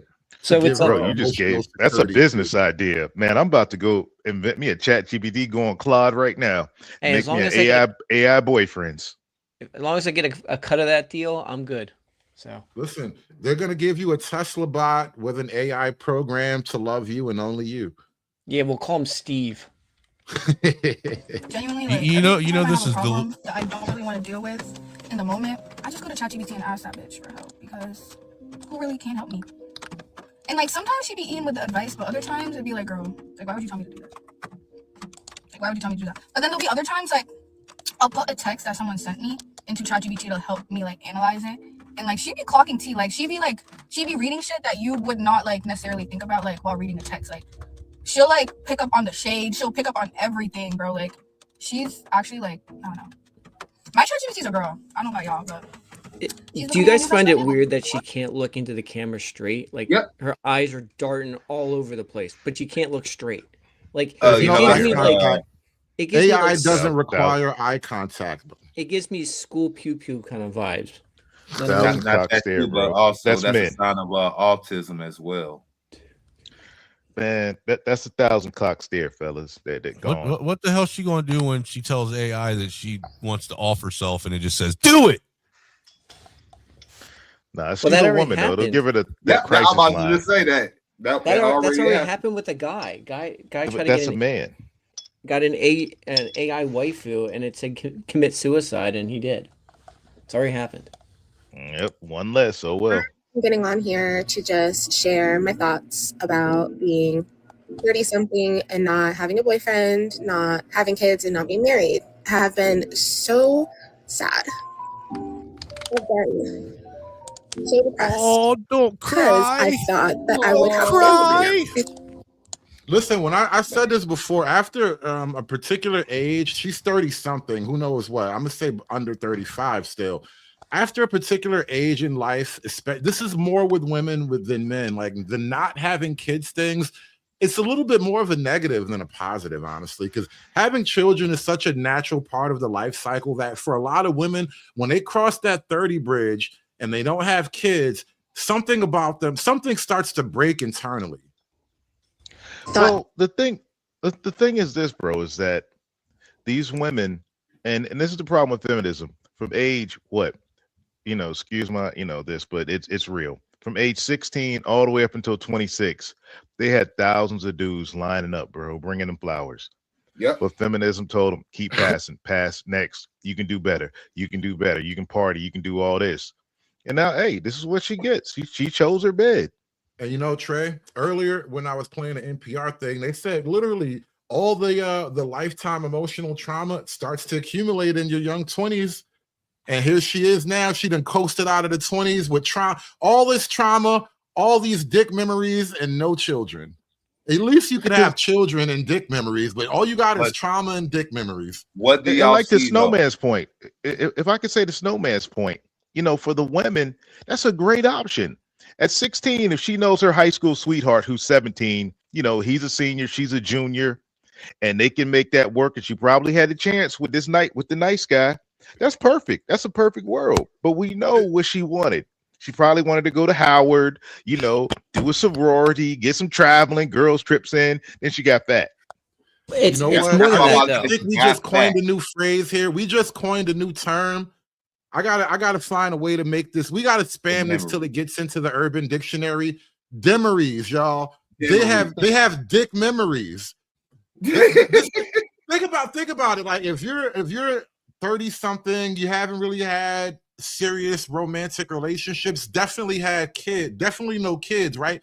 At this point, all you really have to like measure your life by are memories of dick. Can we add a little to that? Would that also mean you would have the ghost of Christmas dick past? Yep. Every dick leaves a ghost, bro. Have you not heard about chimerism? Yep. Every dick stays with you forever. Yep. Soul ties, nigga. Soul ties. But haunted by dick memories and no children is a miserable life. But to add what To add Go ahead. real quick, to add what he was saying before, that would be this also would be the same type of girl that would marry her high school sweetheart and then have the grass is always greener. Yep. I didn't give it up when I was in college, and I have my itch to try the market again and ruin her life. No, imagine what's even worse is she's probably some of the same group of women that's probably had a couple abortions so she could further her career and her agenda, and actually aborted the possibility to have kids and now can't find someone to have kids with, and she has that weighing on her brain. So she's haunted by ghost dick and ghost babies. Yes. Damn. Yes. But here's one of the things we've noticed is, the whole choose somebody your own age movement that these women, they don't want older guys dating younger. The reason is because the 55, 60-year-old dudes that would have gave her a shot now are like, man, they're in freaking Philippines right now. That's rough. There was a guy who would have saved you, but he just left for the Philippines. Or no, even worse, the baby boomer woman had deleted the husband that she was supposed to have back in 1965, 66. All them niggas gone. Y'all deleted y'all husband. Or in a relationship at the minimum, and I'm not. And I'm getting older, and I'm getting scared.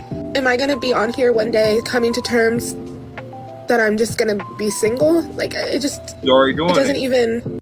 I don't think men have the emotional breakdown when they get to that realization. Like, I played a clip a couple of shows ago, and I called it like 1950s incel core, when it was that guy. He was like a chubby, overweight, like a chubby kind of overweight Italian guy.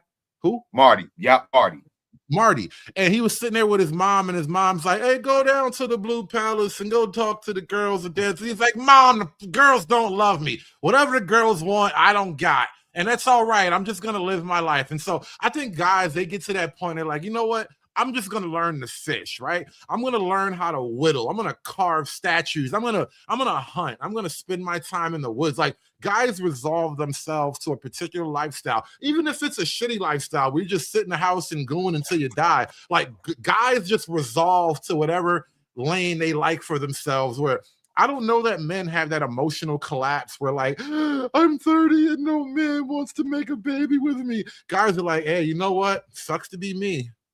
Yep. Gotta go to work in the morning. Like, I don't think guys do that. Bro, they really think that we have their so-called emotional disposition.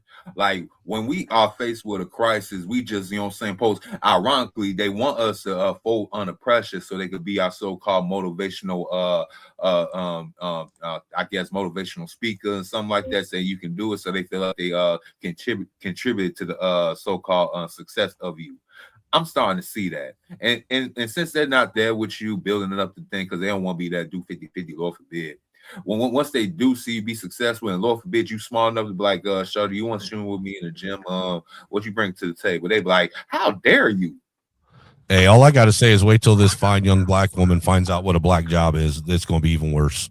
I still don't know what is a black job compared to a white job. I came in late on that one. Well, they're government agents. I mean, that the majority of women that lost their job worked in the government sector, and the majority of women in the country are government agents by proxy. So that was a black job. Well, Gotcha. Even before that, Bandit, Trump was running, and he was saying how the illegals are basically taking black jobs first, and all the black media was like, well, what's a black job? And then now it's like, and then overnight, about 30,000 black women lost their jobs, and all of a sudden, everybody knew what black jobs were. All of a sudden, gotcha. Okay, that makes complete sense. Now I get it. Sound right. I feel like I'm in such denial sometimes. Like, no, there's no way that I'm not going to be a wife. There's no way I'm not going to be a mom. And I'm like, am I being delusional, or am I just having faith, or am I crazy? Each day I struggle with this so much, and I just don't know what to tell myself. Do I tell myself, don't worry, you'll be fine. Like, you're going to find somebody tomorrow or next year and be able to have kids before it's too late? Or do I tell myself, maybe you should figure out how to live life as a single woman and be happy? I was gonna be That's all I have for today. I thought there's gonna be the lit rich auntie. What happens to all that? They was gonna be the lit rich auntie living in the burbs, just giving out wisdom over sweet tea on the porch and ish like that. But what happened to that? Well, the thing is this, man, that I they're don't in think debt that now. That credit card spending, they can't control the credit card spending and the girls' trips to Uganda, or Jamaica. And Don't forget the hair and Rufus nails. ain't funding their lifestyles no more, so they can go ahead and save their money. Hey, Pastor, what's going on, bro? Welcome to the show, man. What up, Pastor? Mic check, Pastor. You must be doing some doctor things or whatever you do in the hospital. this is being talked about enough, but a common trend I'm noticing specifically on social media is that Black American women or Black women in the US are struggling to make friends. And I'm noticing that the common denominator is they were either sheltered as a child and or they went to predominantly white schools. And what I think is being missed is that is hindering your daughter's opportunity of receiving upward mobility. Notice how the most successful Black women, whether they are sellouts or not, they know how to leverage their communication skills to receive the recognition and the awards that they want. And they have a support team right behind them. Yet, if we are struggling to do the bare minimum and just communicate effectively with each other so we can be friends, how do we expect as Black women to receive that same award and recognition from others when we That's a can't even whole do lot that of within words our to own say I nothing. know. Look. Well, let me condense it. If they can't even like each other, why should we like them? Thank you. Like that's that old running joke. Like women understand women and women hate each other. So why am I wrong for being a misogynist? Yo, I'm doing a golf clap. Black women have the social mobility like a turtle that's drunk some lean. That's how slow and motherfucking them with they move with their so-called logic and they so-called friendships. That's how. Well, I'll tell you what, man. I know Hood, man. We give you shit in Telegram about this, bro. But the thing is this: Black 2026, the whole Black thing is just played out, and the Black women are the last to catch on. For the most part, brothers are realizing it. Like, oh my God, the Gen X and Boomers and Millennials, they played us. They made us think, this race shit was real when it ain't. Well, we Gen X, we figured that out in the 90s, and now everything. These Black women, they went all in on it with Biden. And that shit crashed like the housing market in 2008. And now everybody else knows that the whole race shit is played out, except Black women. I agree with Trey on this one, man. It's kind of hard to make friends when everybody's racist or misogynist. I mean, it's really kind of hard to make friends when you kind of limit your options. And conservative. Conservative. No, this is the blame hot potato. So right now, we need to find another group of to pass the hot potato to, because that's basically what it is. They need someone to blame for their failures, and it's not themselves. So we need a new person to blame. Who's that going to be? Light skin Keisha, white Becky. I mean, they already went through a whole gauntlet. Black men bad, Brad bad, but I still want to be with Brad and Chad. I don't know where they're gonna go. My Kashi bet's going to be the immigrants are next. That's going to be the next on the blame game. Depending on what kind of immigrant. Now, they have a fondness for the so-called Arab immigrants. You've seen them in they. That will change soon. That will change soon. Give it time. Give it till summer. Okay. Especially when gas prices are going to be through the roof. They're going to blame them. It's going to change real quick. In our financial advice, I have been looking at the markets on stash, investing in some oil refineries, but just not no financial advice. It's not financial. Man, just look at day trade. Just watch oil, day trade. Just look at oil. Look at the validity of it and just play the market. All volatile, but the justify the ends justify the means, and high dividends is what we all here for. Guys, you know what? I think we're pretty much coming to the end of today's show. I think I maybe run one last clip here, but we're pretty much winding things down here. Any last thoughts we got on Black women? Well, not just Black women generally struggling, and somehow it's men's fault. I just find this whole thing hilarious. I found that NPR story this morning. I'm like, really? Niggas can't do nothing without women being mad about it. Somehow niggas are struggling and that's the reason why women are struggling. It's a crazy connection they just made. It's just like they really trained the brain of the masses to really have this double-minded, like how two things could be right when one of them is gonna have to be the actual option. Like, it's real. if men are doing. Yeah. I was gonna say morale will improve when women's happiness improves, but until then, we're all gonna have to suffer. But I'll put it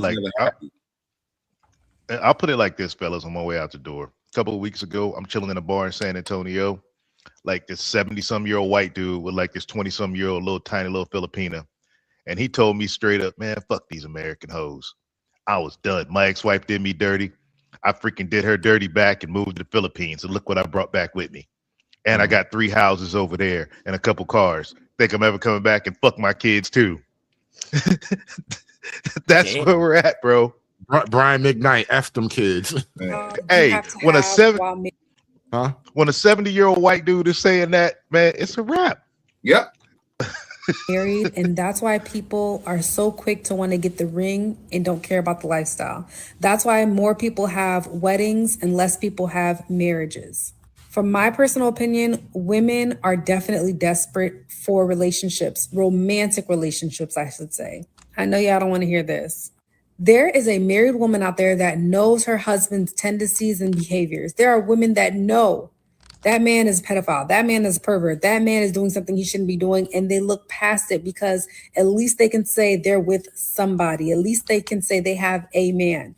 Why is it an insult to say to a woman, that's why you're single, that's why you don't have a man, that's why you're not married? But it's never the same insult for a man. When you insult a man, you say, that's why you don't get no, oh, okay. There's a video floating around in Houston of a decorator that decorated a hotel room for a man that was having his 12th year anniversary with his wife. As she's recording the room, the husband is asking her for schmecks for $200, and she's repeatedly telling him no. And he's like, you know, what people don't know don't hurt. And guess who came to his defense even after hearing that audio? The wife. And she posted a video where you can hear the conversation with the wife, and the wife is like, what was offensive? And it's like, girl, I don't have to draw it out. You're defending that because you know that's who he is. Or hear me out. That's the best she can do. Bingo. Is that the other side of the struggle? Women are too good for the best they can do. Say it again for the people in the back. Modern women are too good for the best they can do, romantically speaking. That seems to, you know, like the 80-20 thing, all these little things that the Manosphere was talking about. I think Pastor typed in the chat, Migto was right a long time ago. He just didn't want to accept it. A lot of these little truisms that Migto introduced to the conversation, they seem to be inescapable. You know, the bad boy phenomenon, body count, 80-20. These are just things that are maybe somehow part of the basic human animal. We don't like to accept the reality of certain things. This is why, like, when I think about, you know, the grand scheme of things, marriage and the structure of all these things, I accept the superiority of that kind of framework, because if you just leave us both, men and women, to our own worst desires, everything burns. And so you need to have rules and structure for both sides of this equation. But I think we're going to wrap this up right here. Any last thoughts? Are we going to get up out of here, guys? Because I got to get going in a minute. Thanks for having me up. I appreciate it, man. It's good to be up in the wild hood. Take it easy, bro. Be safe out there on the road, bro. No doubt, no doubt. Thanks for coming up. Good talking to you guys. Happy Friday the 13th, everybody. Is it really? Oh, shoot. I just noticed that. Let me go out. Let me go out and get my shopping done early before the sun go down. Yeah, you don't want that moon coming up, man. It's going to be rough tonight. It's going to be a lot of lonely hoes out here on the prowl on Friday the 13th. I just know it. I'm dodging lonely hoes tonight. I just know it. It's a full moon and the hoes are lonely. We got to go, guys. We got to go. Thank y'all so much for supporting the show, man. Hit that like button on your way out. Like, share, and subscribe. I will be back with another one probably tomorrow. Peace, y'all. Aspiring to be patriarchs like what white men have, that isn't freedom. That isn't going to help anybody. It's certainly not going to help black people. It's done. It's done. It's done. It's done. It's done. It's done.